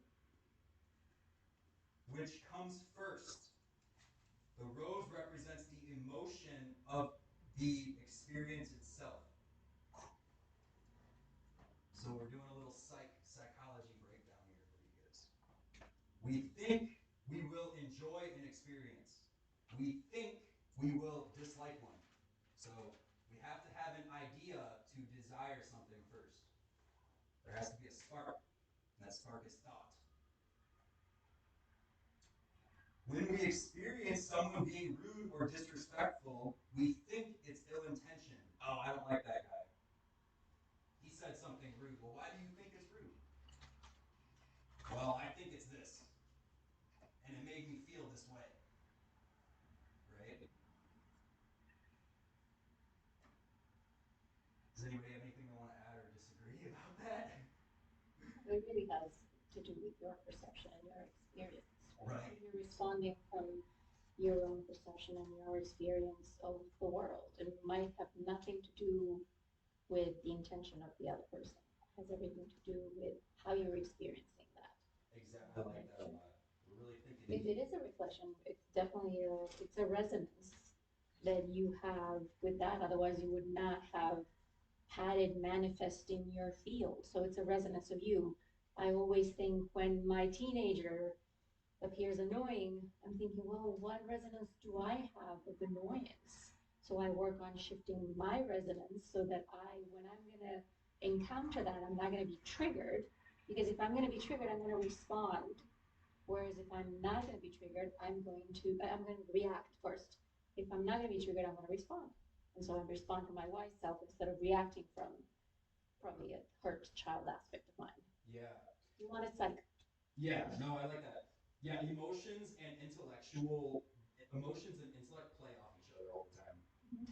They play off each other all the time. I personally think that if we think through things enough, the intellect can kind of trump that. I don't want to say trump. The intellect can kind of like overpower it, maybe possibly The sometimes. emotion? Yeah, sometimes. Yeah, it depends. If the emotion is really deep and it's running in a subconscious program that's been running for a long time, you might not you're not going to be aware. You might say, well, I reacted this way. I don't know why. No idea. But I don't understand. I can't do anything about it. This is who I am. This is what people would normally say. Oh, this is who I am. I can't change it. I can't do anything about it. Right. You can. It's a matter of choice. But it has to come with awareness. It has to come with alignment. It has to come with a lot of awareness. There we have thought. We have thought again. Awareness. Yeah, because you're bringing it to your conscious mind. The subconscious has nothing to do with thought. It has everything to do with emotion and belief that's running the show. And then when you're bringing it to your awareness, then you're bringing it to your consciousness. Good. So I'm going to bounce off of what you just said. I actually wrote this down. We think it's ill-intentioned, but when we shift our outlook, our intellectual outlook on situations, it can influence how our emotions react, right? The idea can also happen vice versa. If the emotion is too overpowering or strong, it can greatly influence our intellectual aspirations to the point of no return. You know, when we get angry and we get all fiery, and it's like, oh man, there's no stopping that guy. You know, no matter what we say to him, he's gonna, do that thing. Practical application, Mitch. Practical application. I think that you're practical, that what you're saying about changing your perspective could also have practical applications because in stressful situations, and those emotions, I wouldn't say necessarily as strong as paranoia, but those feelings, they can be hurtful and make it hard for you to continue to work in an environment, but if you recognize that aspect of this art or something where you can change your perspective a little bit, I mean, as long as you're not in imminent danger, changing moving the goalposts a little bit, that could help you to continue to work with the group that you're in. Good. I think there's a balance with it too, because, and I don't think this is what you're saying, but I just think like it doesn't mean not to like stand up for yourself or like bring awareness to a situation. Like that's still responding. It's just not reacting in the moment. But like even if someone's intention wasn't necessarily bad, and like you can see where they're coming from, it might still make sense in the situation to bring it up and be like, hey, this wasn't very nice or whatever. That's setting your boundary. Yeah. That's setting this, you shall not pass this. This is non-negotiable for me. That's my boundary. This is my sphere. It's your intellectual boundary of emotion. Yeah, intellectual boundary of emotion. Intellectual boundary of emotion. Emotional control. Understanding. Yeah, understanding. Understanding. Good. All right, we're going to move on. So what does the wand represent? That was good. What does the wand represent? We talked about it a little bit. Power? Power, yeah. Where do we get power? We talked this. Go ahead. I don't know if it's the one that connects this part with this part, like you said at the beginning. Mm-hmm. Yeah, it does look like a one, doesn't it? The wand is a one. Definitely. Yeah. Doesn't it concentrate will and intention into a single point? Good. Yeah. Will and intention. How do we get will and intention? Desire. Through desire. Through desire. We have our wills and intentions through what we desire. Literally, this whole card is like a breakdown of psyche, like the brain. So the wand is a conductor of force for the powers above. It is white, signifying purity, or the modalities that make desire of will purified. So we must have pure will. We must have pure desire to manifest what we want. People can sense ill will. They can sense ill desires. Okay? You must have pure intention to manifest what you want, or else it won't happen. Practical application. Purity is obtained by neither overzealousness or underwhelming experience. It is a neutral force, neither acidic nor base. Okay? If you're overly nice, people are going to be like, that was weird. If you're underly nice, people are going to be like, that was underwhelming. Okay? So, the wand thus represents that the actions we perform here on earth in this carnation will eventually, the wand represents the actions we perform here on earth in this carnation that manifest in the flesh of will eventually result in the faculties of death. And what we desire to create is the legacy once left when we rejoin with the one thing, our wills and desires are what we leave for this incarnation. So it has to do with what we will to see in the world. You know, some people will to see negativity in the world. Some people will to see positivity. Okay? So make sure you do what you want in this carnation. Make sure you want to leave a good legacy. Further, it represents the will of the above or spiritual force mending with the will of the below, creating life to its true purpose and task. When we meld ourselves with spiritual force, we become one with what we really are supposed to do. I'm going to tell you guys a story. I was in a very dark place like 2 or 3 years ago. I was going to the bar all the time. I was drinking. I was smoking a ton of weed. I was doing drugs. And I sat down one day and I started to meditate. And this energy was like, this is not what you're going to do for this lifetime. If you can keep doing this, but you're not going to fulfill your purpose. The will of the divine was saying, okay, you can will a drunk, drugged up lifestyle, or you can will a different life. And I said, okay, this is what we're going to do. So I changed my life around. I melded the spiritual will with my own will. And look where we are now. We are aligned. We are unified. So it's important to listen to your inner divine self, your inner spirit. Your inner will is actually the spiritual will. Your inner will is actually the spiritual will. So, we need to find our divine spark. We need to find our divine spark. Why is it phallic shaped? Why is it phallic shaped? And why is it pointed both ways? I'll just say it. What do penises do?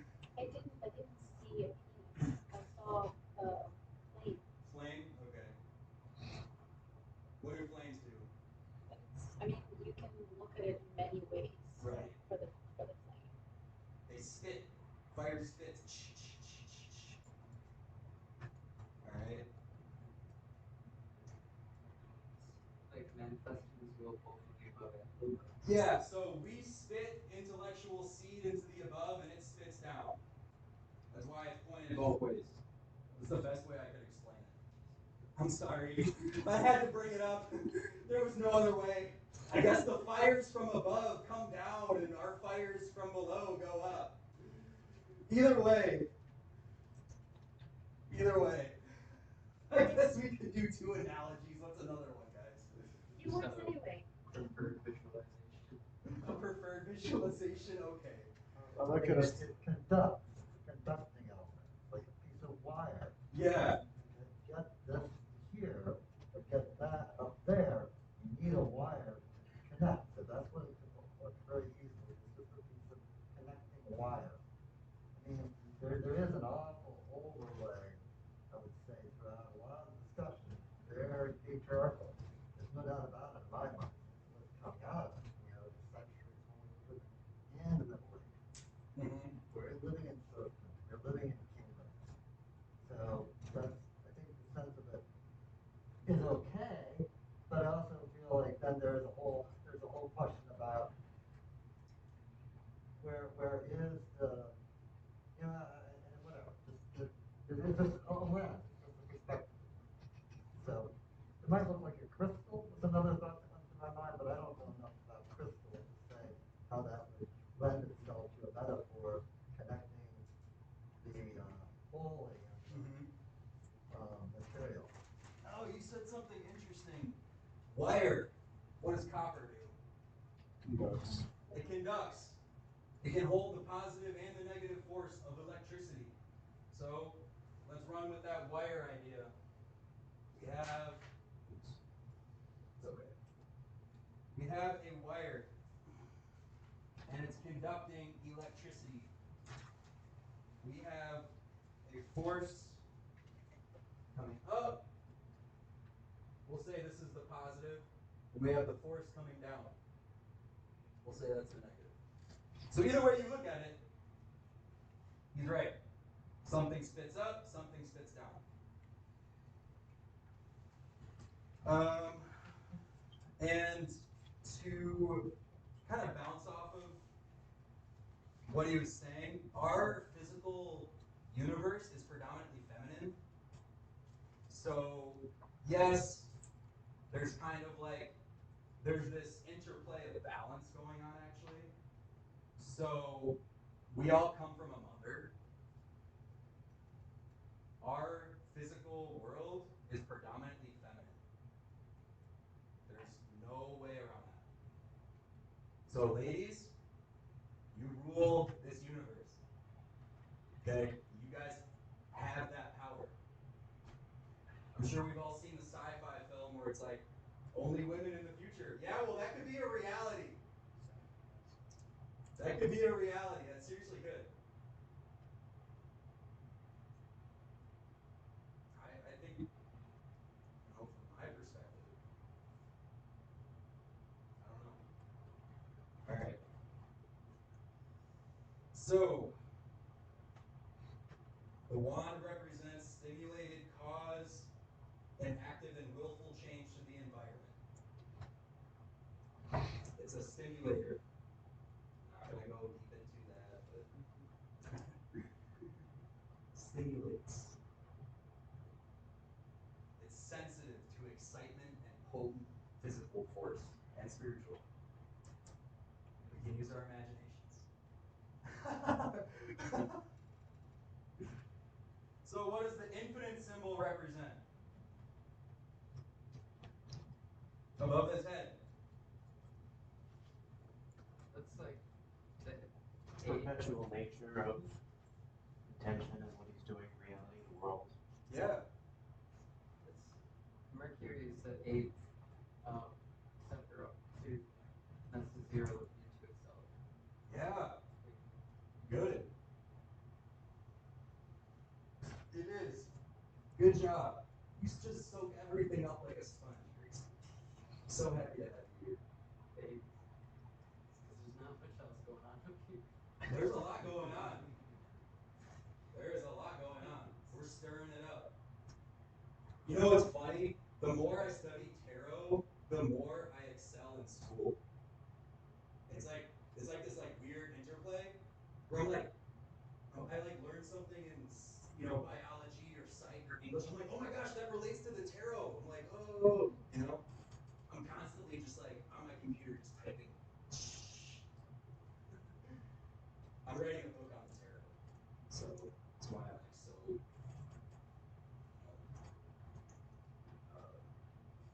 excited about it. You're talking about like boiling things down to where anybody can understand them. I had a thought earlier. You should write a children's book on tarot. Tarot for kids. Yeah.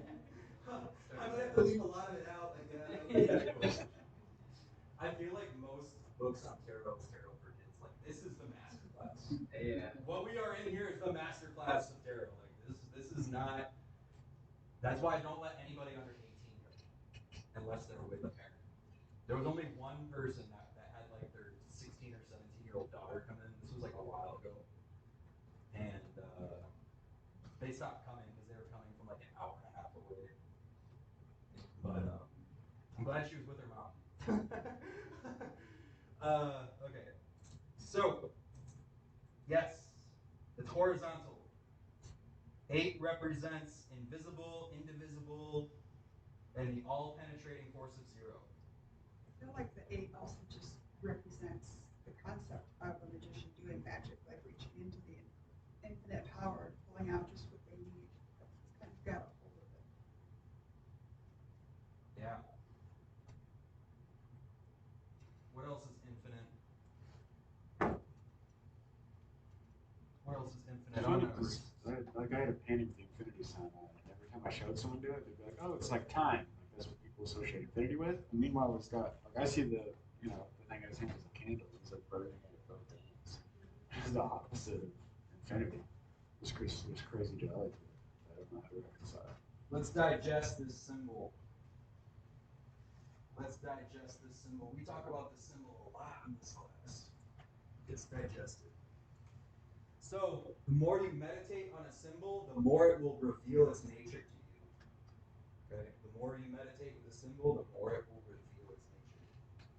So, we have an infinity symbol.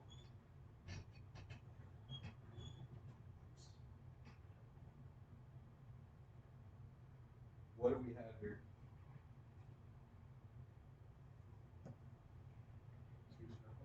Two circles. Good. What else?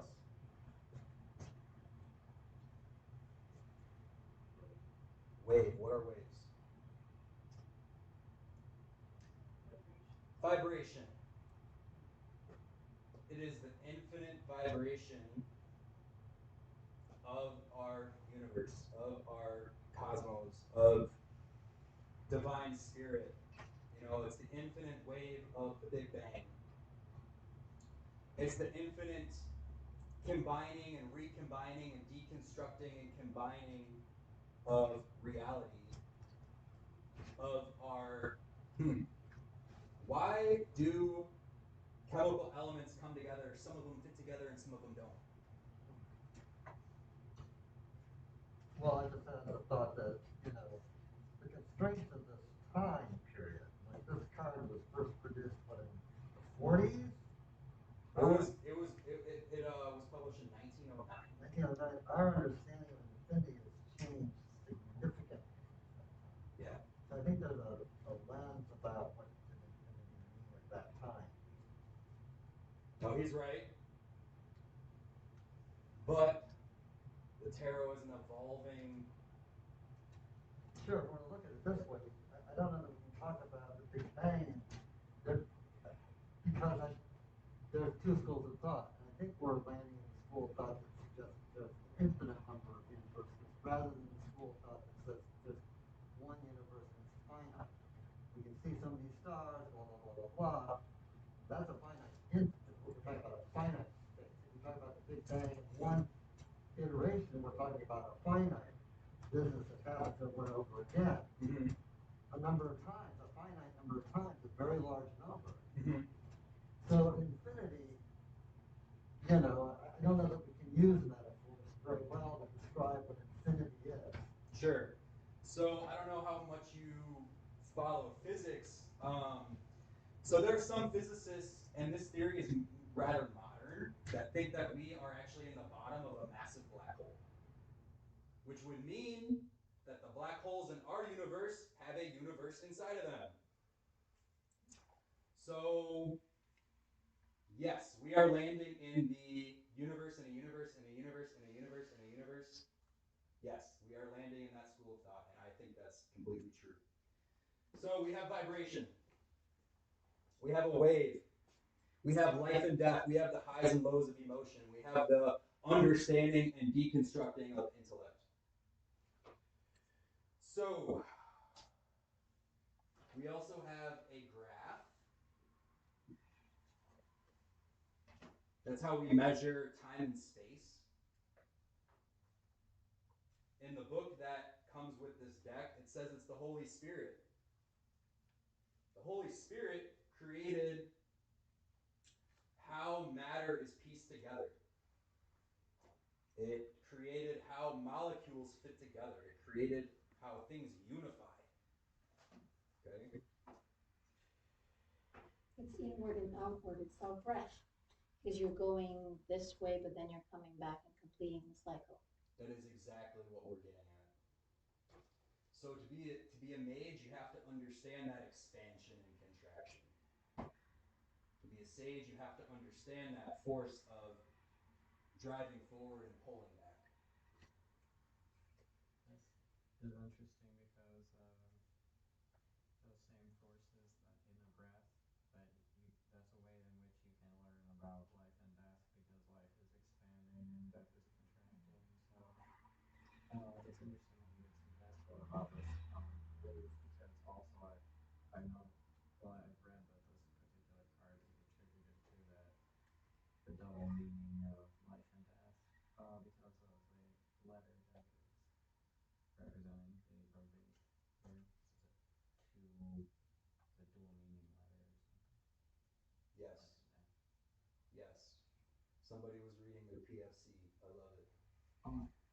more, I didn't say this earlier, but I wanted to about the sewing analogy. I don't know if you remember we were talking about the sewing analogy earlier. Yeah, and then, well, you got to the point here with the wave about it being a wave, but it also can be, well, you maybe you wanted to bring this up, but you know, light also has that property of being a wave, and so this part sometimes also has to do with sunlight, I think, a little bit. Mm-hmm. Yeah, exactly. Thank you. I was just waiting to see if anyone would say it. It's a particle when you bring an observer in. Yeah. Isn't that fascinating? That's what we're talking about, the conscious mind and the subconscious mind. But the wave and the particle, they exist, Interesting. both of them. So Simultaneously. simultaneously. Yeah. I wonder if we are the darkness. We are the watery deep of the light. So if it only becomes a particle when we observe it, that would mean that we of the observer are the watery deep. Well, it comes down to there is that discussion about if a tree falls in the forest and there's nobody there to hear it, does it make a sound? And so if you come down to this, the answer is no. We would say yes, but it's actually no. That's the potentiality of everything, right? So when you bring the observer in, then you bring the perspective. So to me, that contains it. So that's why you have the dot, right? There's so much that can be said about that. But it's very intriguing what you're saying about being the watery depth. Yeah. I have to think on that. It makes me think too, it's like, I feel like it would be a little bit harder to be self-conscious of like how you're acting or like what people would think if there's nobody else in the room to observe you and what you're doing.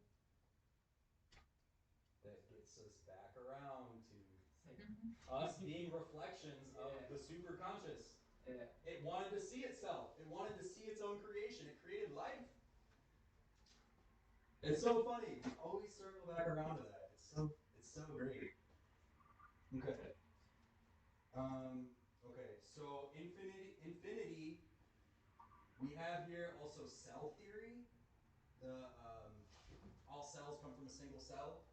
So 0 is the single cell, and it's split into 2. So we're bringing biology into it as well. Cell theory, infinite motion, infinite splitting apart. Which brings us back around to things are neither created nor destroyed, just refocused in a different manner. So I have a theory with like what I was working with earlier from some of the stuff that's been said. Which is like the candle's like you can read it as like some sort of conductor or as like purifying at both ends, like as you know, from above and from below. As you like work on spirituality, like your life will get better as you work on the tarot, you become like a little bit polymathic in school, things like that. Once you like purify all the way, nobody gets to like be 100% enlightened and like remain on Earth. You kind of got to go, and that's where like the infinity comes back into it, which has got some of that like particles, the manifestation, like the wave behind it, like interplay occurring in the card.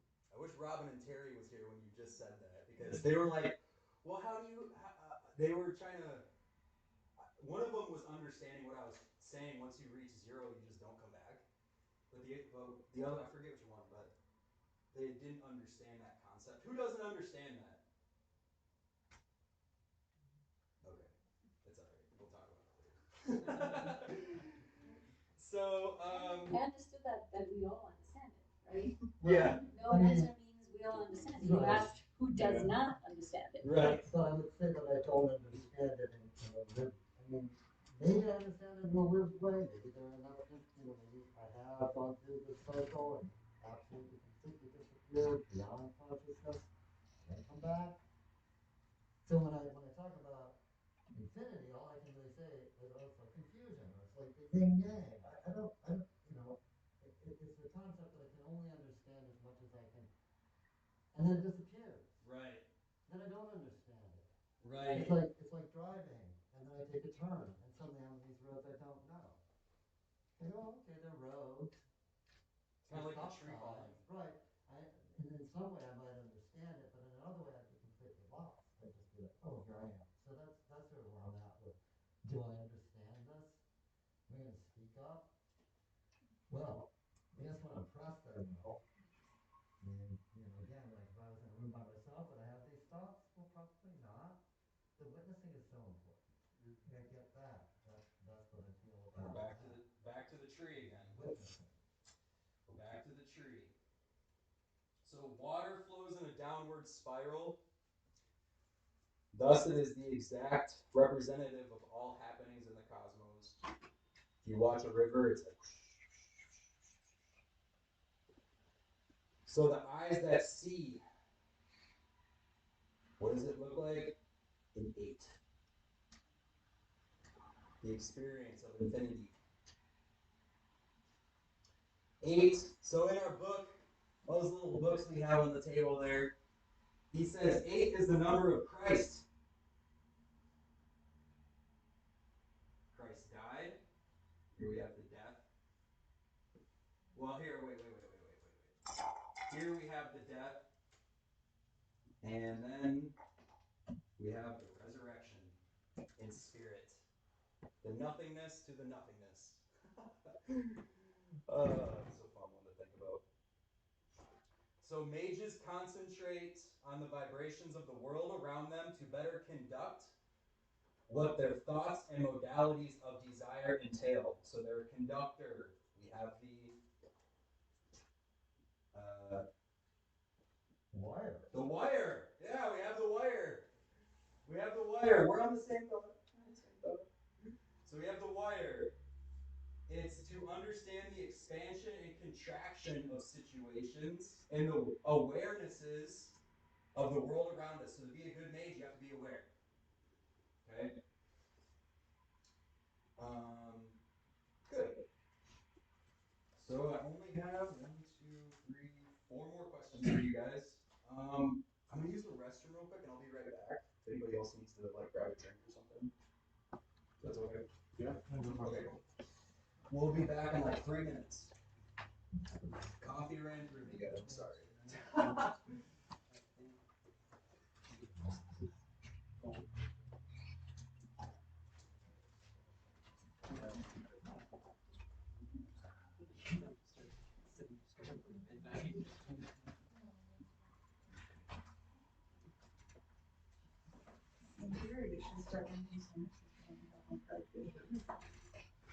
Right?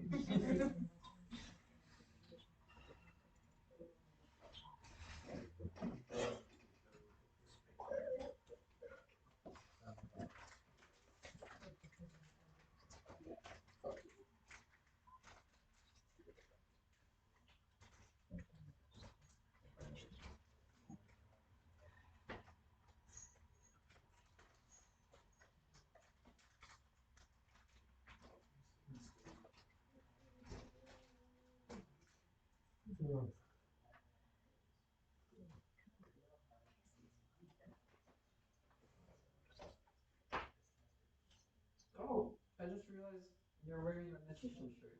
I am. Man of the hour. Seems fitting, right? I'm just curious if you have all these. Oh gosh. This is my entire wardrobe, just tarot shirts.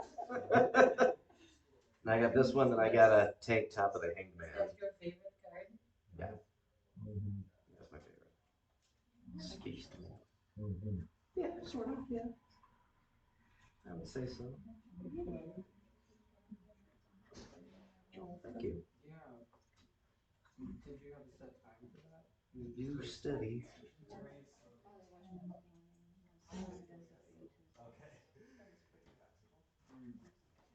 How's your brain? Good, Good. Good. Actually, I had one kind of interesting thought. Yeah. So on the subject of the magician,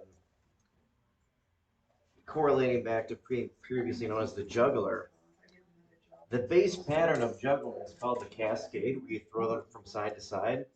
And if you were to trace that out, it is infinity sign, the sideways figure 8. And I always thought that was interesting, that correlative principle. And you also think about the idea of the balls rise, they fall, and they're essentially perpetual until there's an interruption. Either the juggler's intention ceases it to be so, or there's an outside interference that prevents the cycling of it. And basically what it comes down to is having that idea in their mind and then manifesting it below in the physical realm. So, but yeah, it creates the infinity sign. So that kind of ties into that historical context as well. The juggler and the magician are not that much different. It's interesting. It's interesting. They're not that much different when we boil it down. Yeah. The bottom of the glass. Manipulators of reality and intention. It's very correlated. I firmly believe that. Okay. I don't think I have your phone number. All right, guys. We're going to try to wrap this up in like 20 to 30 minutes and then we'll do a meditation. So,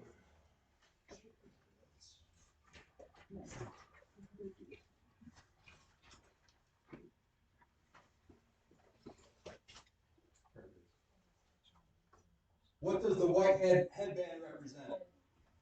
It's covering his third eye. Exactly.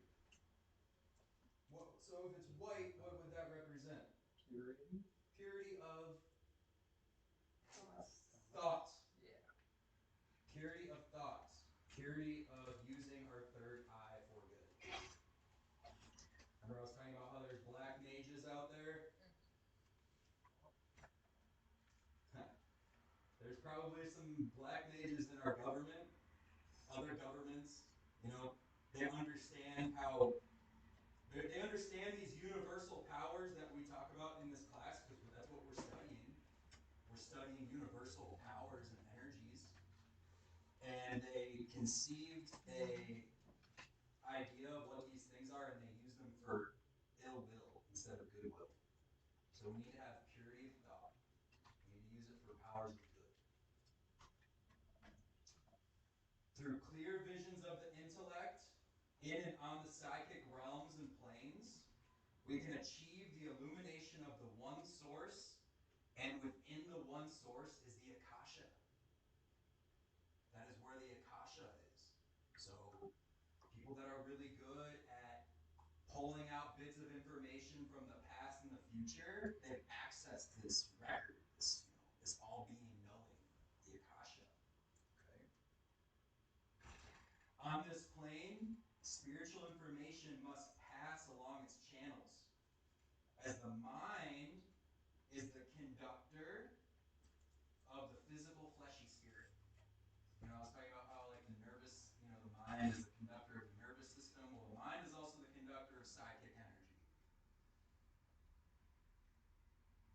Only the purest of thought and contemplation will suffice to reach the highest realms of esoteric and Gnostic understanding.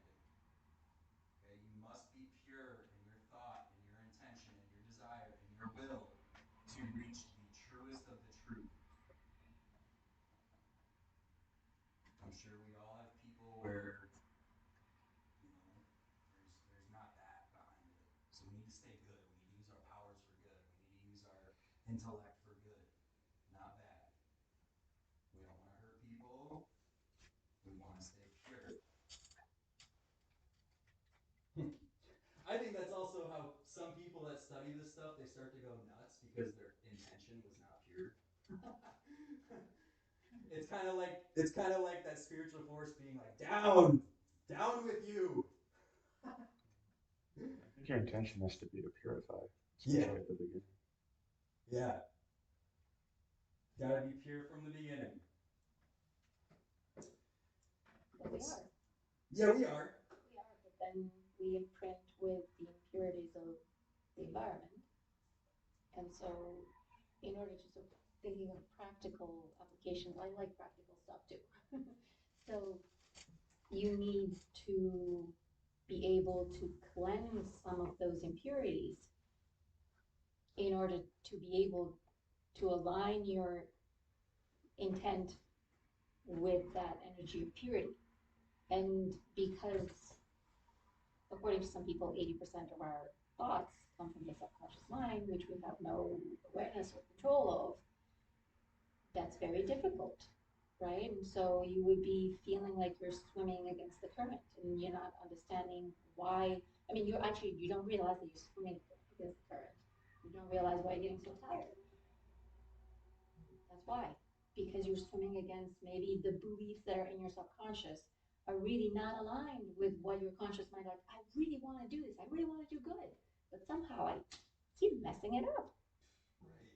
Why is that? Because underneath, I have these beliefs that were formed when I was a baby in the womb, maybe, definitely up until the age of 3, that tells me otherwise.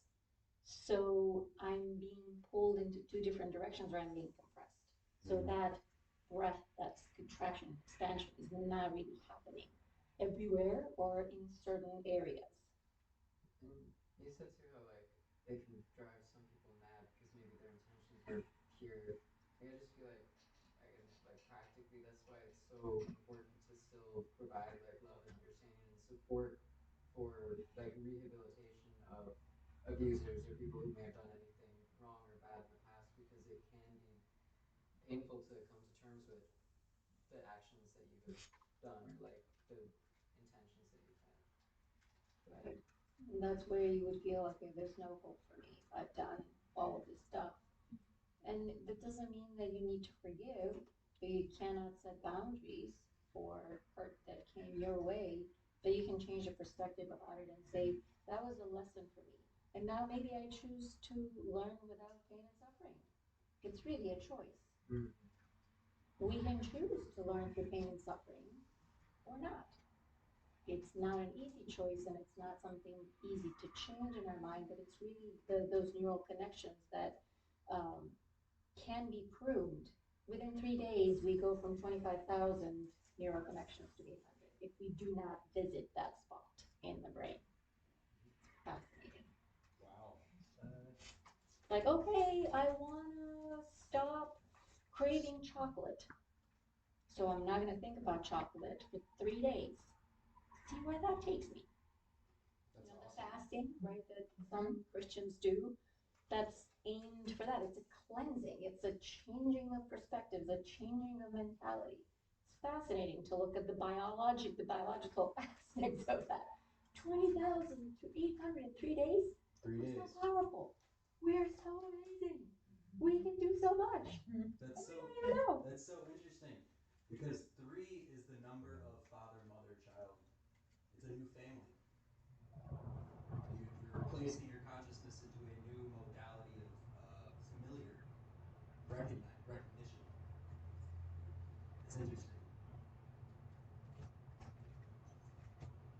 Sorry, I didn't want to interject there. Okay. Okay. So don't mishandle information and power. Don't take what you learn here and use it for evil. I'll tell you to leave. I can sense darkness. All right. So man is the reflection of this exact force, the white headband that represents the infinite mind.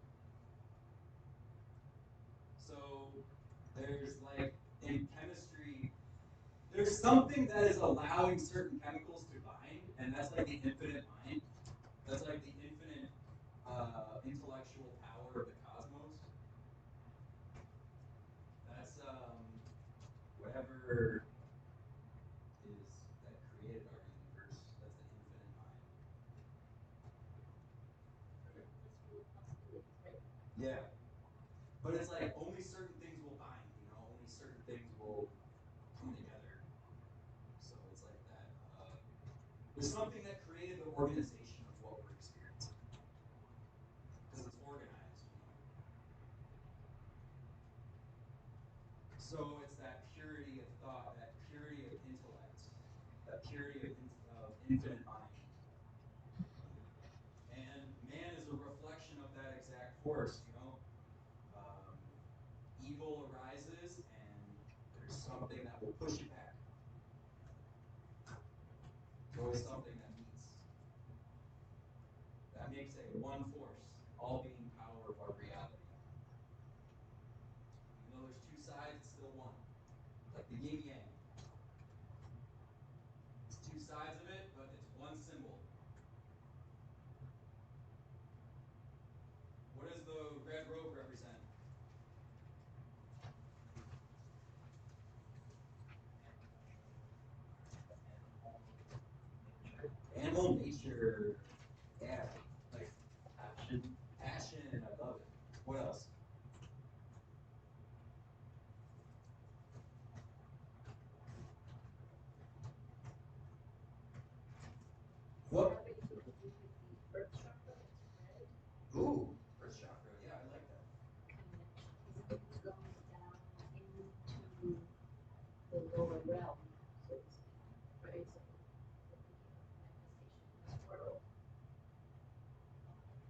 What planet is associated with red?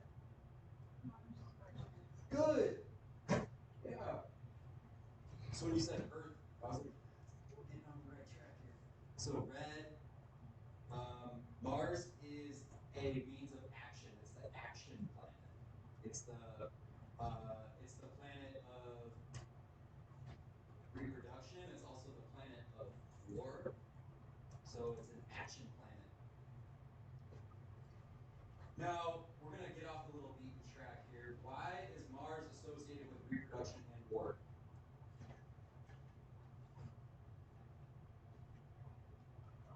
Is it because since it's close to Earth, it's seen as more, it moves more? They saw more movement in it, so Action. What happens when? Okay, let's go back like 2,000 years. I don't know. Just let's go back to some war from like the Middle Ages, and we have one side and another side, and one side says, no, this is how you're going to worship, and the other side says, no, this is how I want to worship. And they go to war. One side is trying to reproduce its thought in the other. It's trying to reproduce the way it's thinking into the other one. So therefore, it's associated with reproduction. And in a way, war is reproduction in its most violent sense, in its most nasty expression. it's like planting your seed of thought into someone. So when you plant a seed of thought into something, you're into someone else, you're reproducing in them. That's what Jesus did. So the kundalini energy is the reproductive energy, because when you awaken that, you are awakening reproductive force, and you can share it in others. So Jesus awakened his kundalini energy, and he started sharing his knowledge, his spiritual knowledge, with other people. He was reproducing his thought in others. Buddha awakened his kundalini energy and started reproducing his thought into others. So you're saying that war is a way of doing that in a violent way, like you said, and in something that's not open or not welcoming. Whereas Buddha or Jesus, There's two sides, yeah. the other, I mean, first of all, it was a different kind of approach, or peaceful, inviting, Right. and receptive. Right. Whereas in war, it's not so much. So then the red, is the red connected to the blood at all, or no? Yeah, we could go that way. I mean, red is the color of blood. And when we reproduce, I mean, sexually, there's all sorts of, fluids being transmitted, and, I mean, we could go that route. I mean, if that's how you see it, that's totally cool. And it's also, I mean, the earth and the red is connected to, okay, I belong, I'm part of the community, right? Then you move up the chakras, and then you're moving away from the community, but trying to figure out who you are, and connecting and going closer to the source, so to speak. So is it connected to that as well? Or not so I'm going to much? be honest with you, I have not studied the chakras to really dive into that. Maybe there is some connection. No, there probably is. The guys that made this tarot deck were like versed in chakras, astrology. They knew it all. They were adepts in this type of stuff. I'm just a guy. I'm just studying. I don't know everything. Like I said earlier, I don't know everything. I think the red and the white corresponds to like an alchemical, like planet. It also would make sense with the chakra system. So it's holistic like this. Yeah, the earth is the positive pole. It's the same colors as the flowers as well, so it could be reflecting the idea of purpose.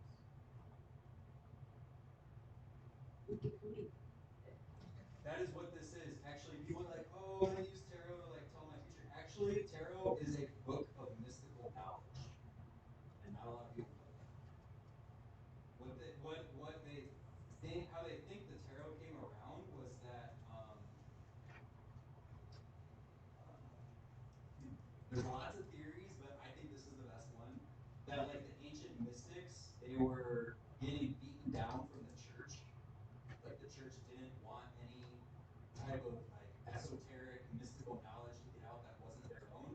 So they're like, oh my gosh, we have to save this knowledge. And so they encoded it in a card game into pictures.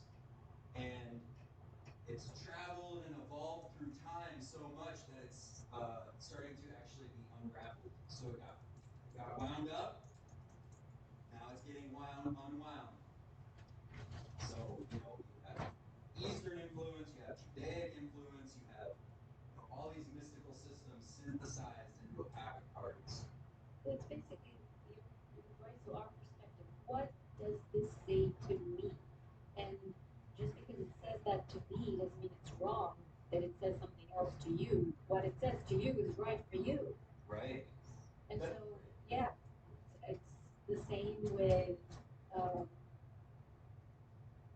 any messages that you might be getting from the lower world or the upper world.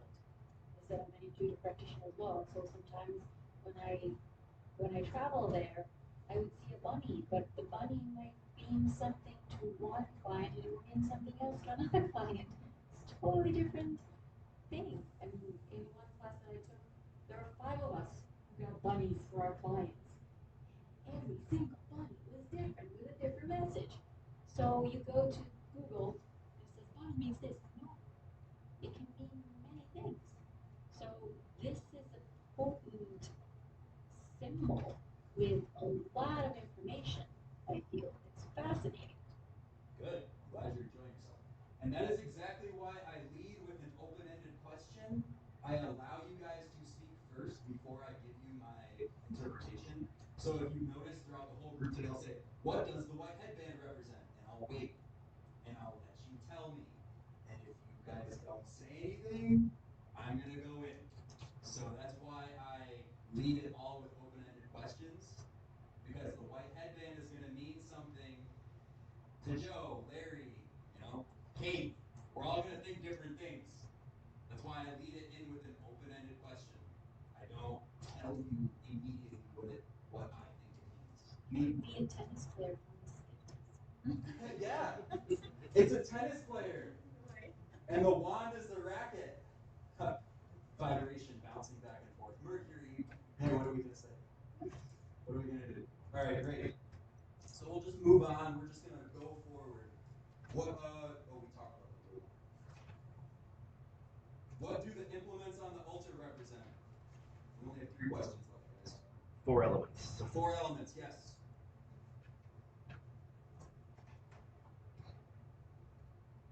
What else? 4 suits. So what do the elements in the suits represent? Maybe harmony. Oh, wow. I love that. Yeah, there is harmony inside of it. Good job. I love that. Thank you.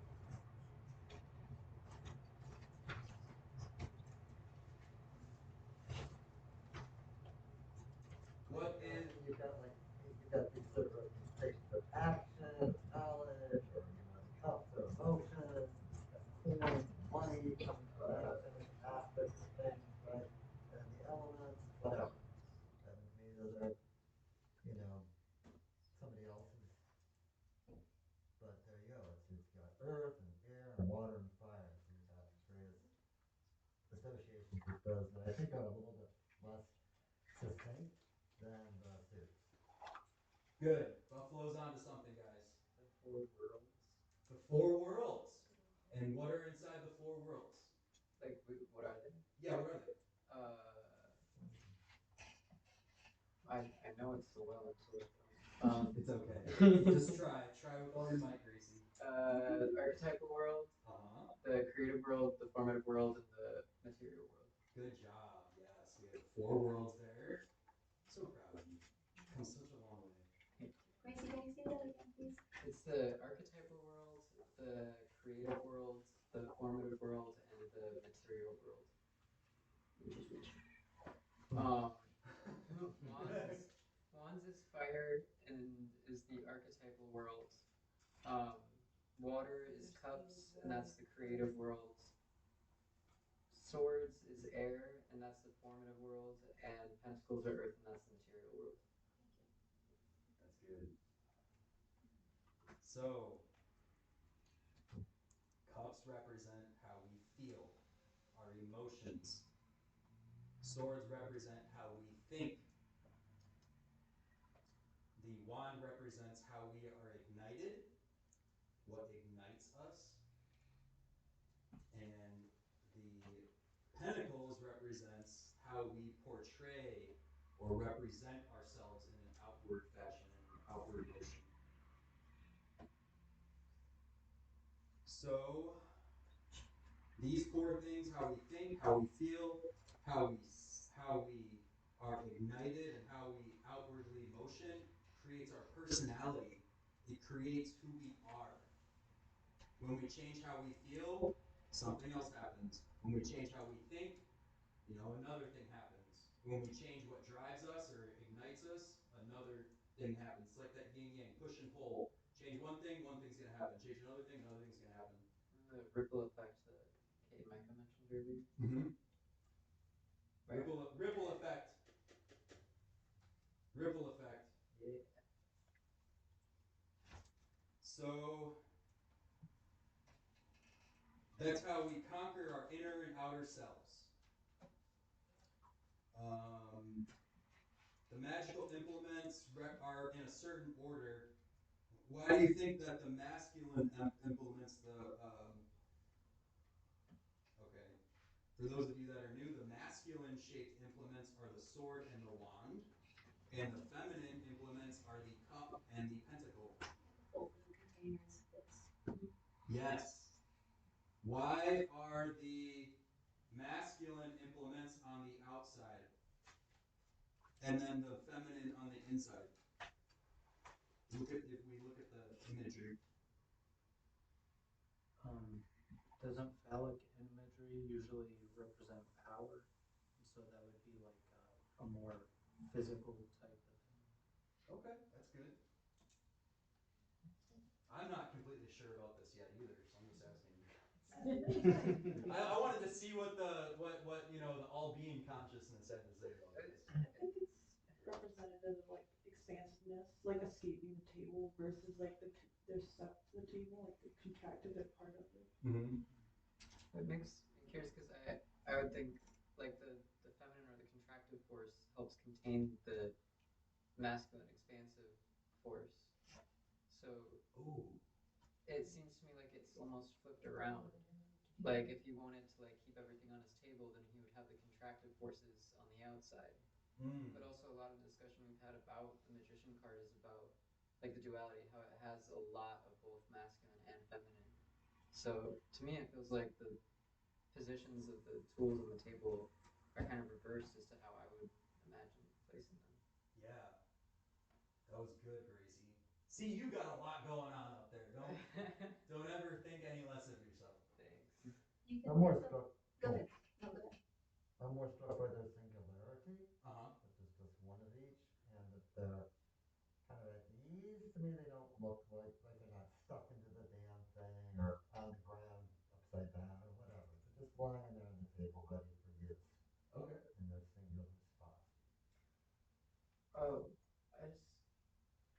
I'm also thinking, because I was saying like if he wants to like keep his tools there on the table and like contain them, he would have the containing forces on the outside, but maybe having them on the inside, almost like a black hole, it's like sucking in the expansive forces and like concentrating it where he's working. You might also think about positive and the negative poles and how they are creating current. So it's movement. Yeah. It totally is. It's a little bit ambiguous with the pentagram, the material object of the pentagram, that's what it is fully, like the sword. I'm not convinced that if I extend the sword that it doesn't, like that circle looks like it's in the middle of the sword, and the sword doesn't to me look like it's on the outside of that circle, the pentacle is in, right? You follow all I'm saying? If you look at the picture, Mm-hmm. so I don't necessarily feel like they're represented as being fully contained by those elements. It would be drawn differently if that was the case. That's what I Those, surmise. those two specifically, it makes me think like if the sword is intellect and the principle is material world, it's like he's concentrating his intellect, his intention into the material world. But then that leaves out the covenant. Good. All this is very fruitful. Okay, moving on. We only have 2 questions left. I'm so proud of all of you guys. This is not an easy card. Well, none of them are, but one is definitely a toughie. Okay, what does the snake around his waist represent? Snake? An Ouroboros? Oh yeah. That's a snake, yeah. That's I know. another, it's another infinity sign and more rebirth. Yeah, good. Good. Yeah, snake biting its tail. What does that mean? Circle? Ooh. It's the circle of life. Yeah. It is. We have magical happenings inside of Lion King. Raise the baby to the light. Let the baby soak up the infinite powers of the universe. Oh my gosh, scars the feminine energy. I'm totally looking at Lion King in like a completely different way, like totally esoterica, like, oh, fill the cosmos with this baby. When we start talking about the Wizard of Oz. Oh.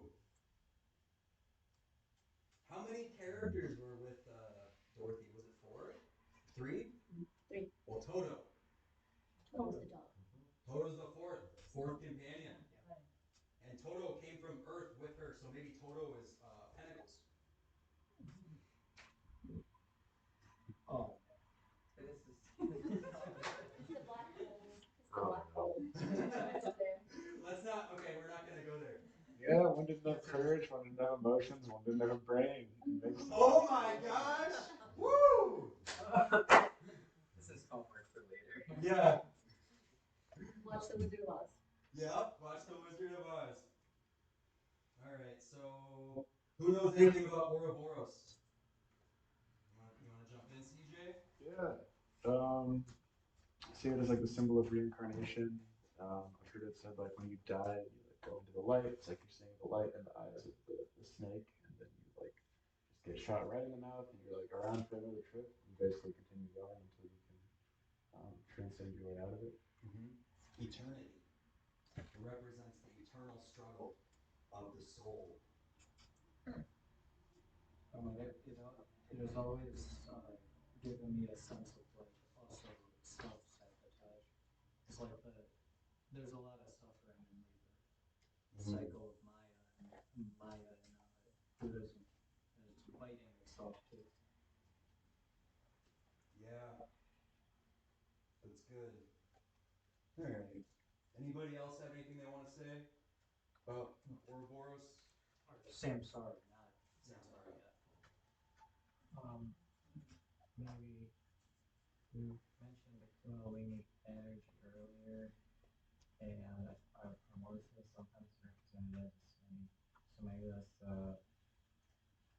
in this card that could also be suggested. He's kind of holding up for security and part of investment with that Kundalini energy. Yes. Like the uncoiling the snake Yep. around his waist. Yep. And serpent power. Yeah. Mitch and we come from the same school of thought. I actually wrote about the Kundalini in my interpretation. Very good, Mitch. I'm not going to read it, but just for the sake of time, I know it's getting late. All right, what does the arm posture represent? The as above, so below. This is the last question, and this is the most important one. The hermetic law of correspondence. The hermetic law of correspondence. What else?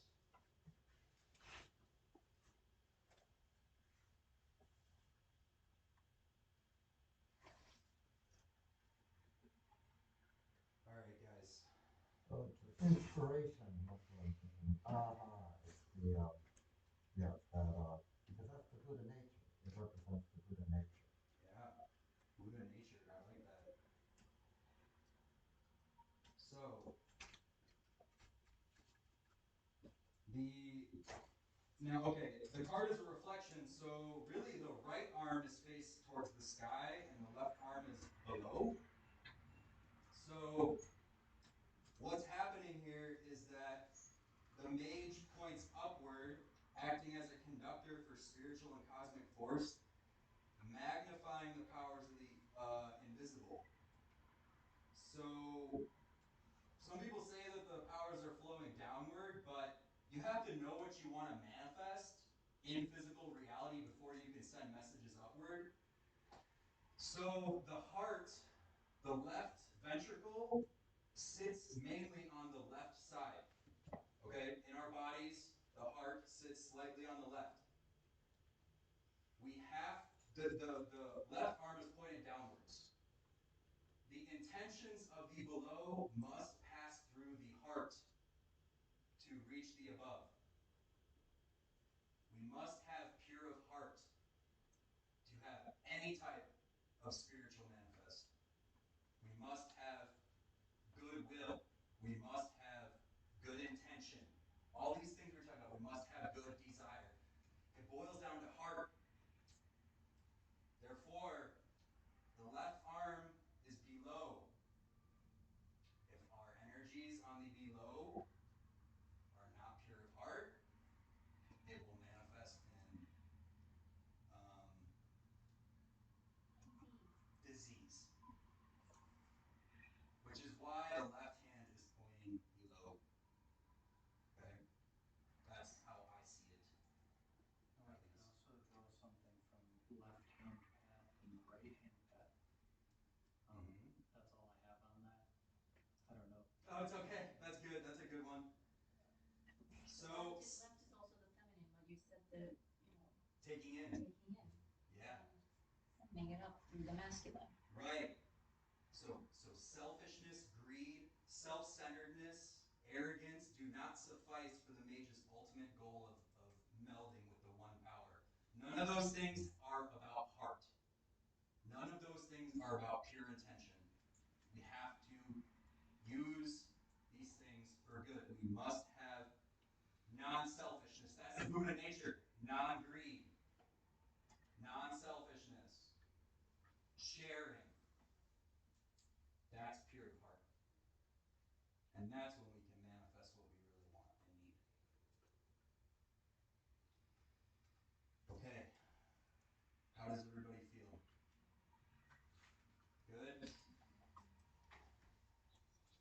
All right, guys. That went a lot longer than I intended.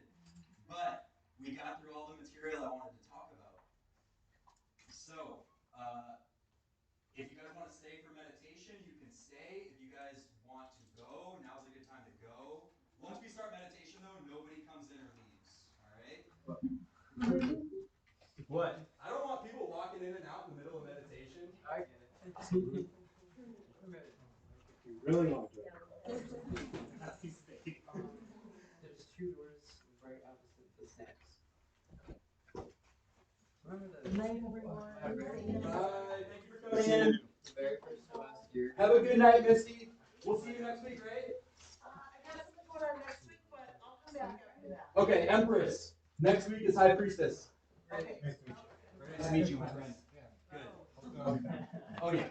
Let's talk about how I can help others here. Yeah. Have a good night. Be safe. I can bring my Yeah, my friend Bernie is helping me organize and like network a lot of that stuff, but I'm just like, We're going to be brothers. so I don't know, like, You want to do people your sense? offer to bring stuff, but I don't know who they are or what they're actually bringing.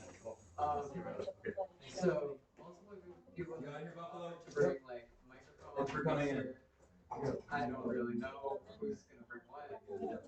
good seeing you. But Thank you. more than enough is I like that there's Buddha nature enough. comment at the very end. That was so on par.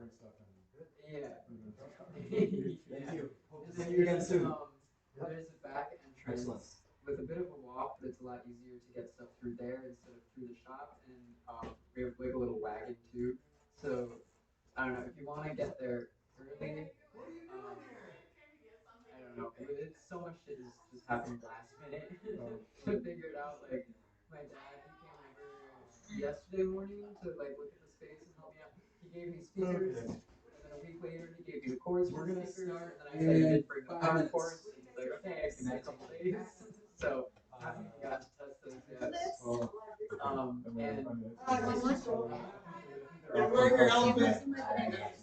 Okay. Yeah, he gave me a lot of extra cords, just not the power cords. Okay. Yeah, and he also wants to nail down the words on the chords that we're gonna use for the stage, like the day of. So it's like, okay, if you bring the stuff and you do it, we'll do that. But yeah. Yeah. Yeah, I need to print some because I only have it digitally right now. Alright. I'll give you the original. But yeah, I don't know. I've been told that it's wild that I just picked a date and then decided whatever we have is what's going public. So that's what's gonna happen. That's how you make things happen, though, isn't it? Yeah. Like how Kennedy got us to the moon. I don't know things, but It's like, let's do this, and they're like, oh my gosh, the president just announced that we're going to the moon. Yes, again. I think that's kind of how it happened. God, yeah. Speak it in being and make it happen. Yeah. No, there's less than a week and like the place doesn't look any different since the first time we finished cleaning it up. Yeah. But yeah, it'll be fine. It'll work out. Lots of people are saying that they're coming, so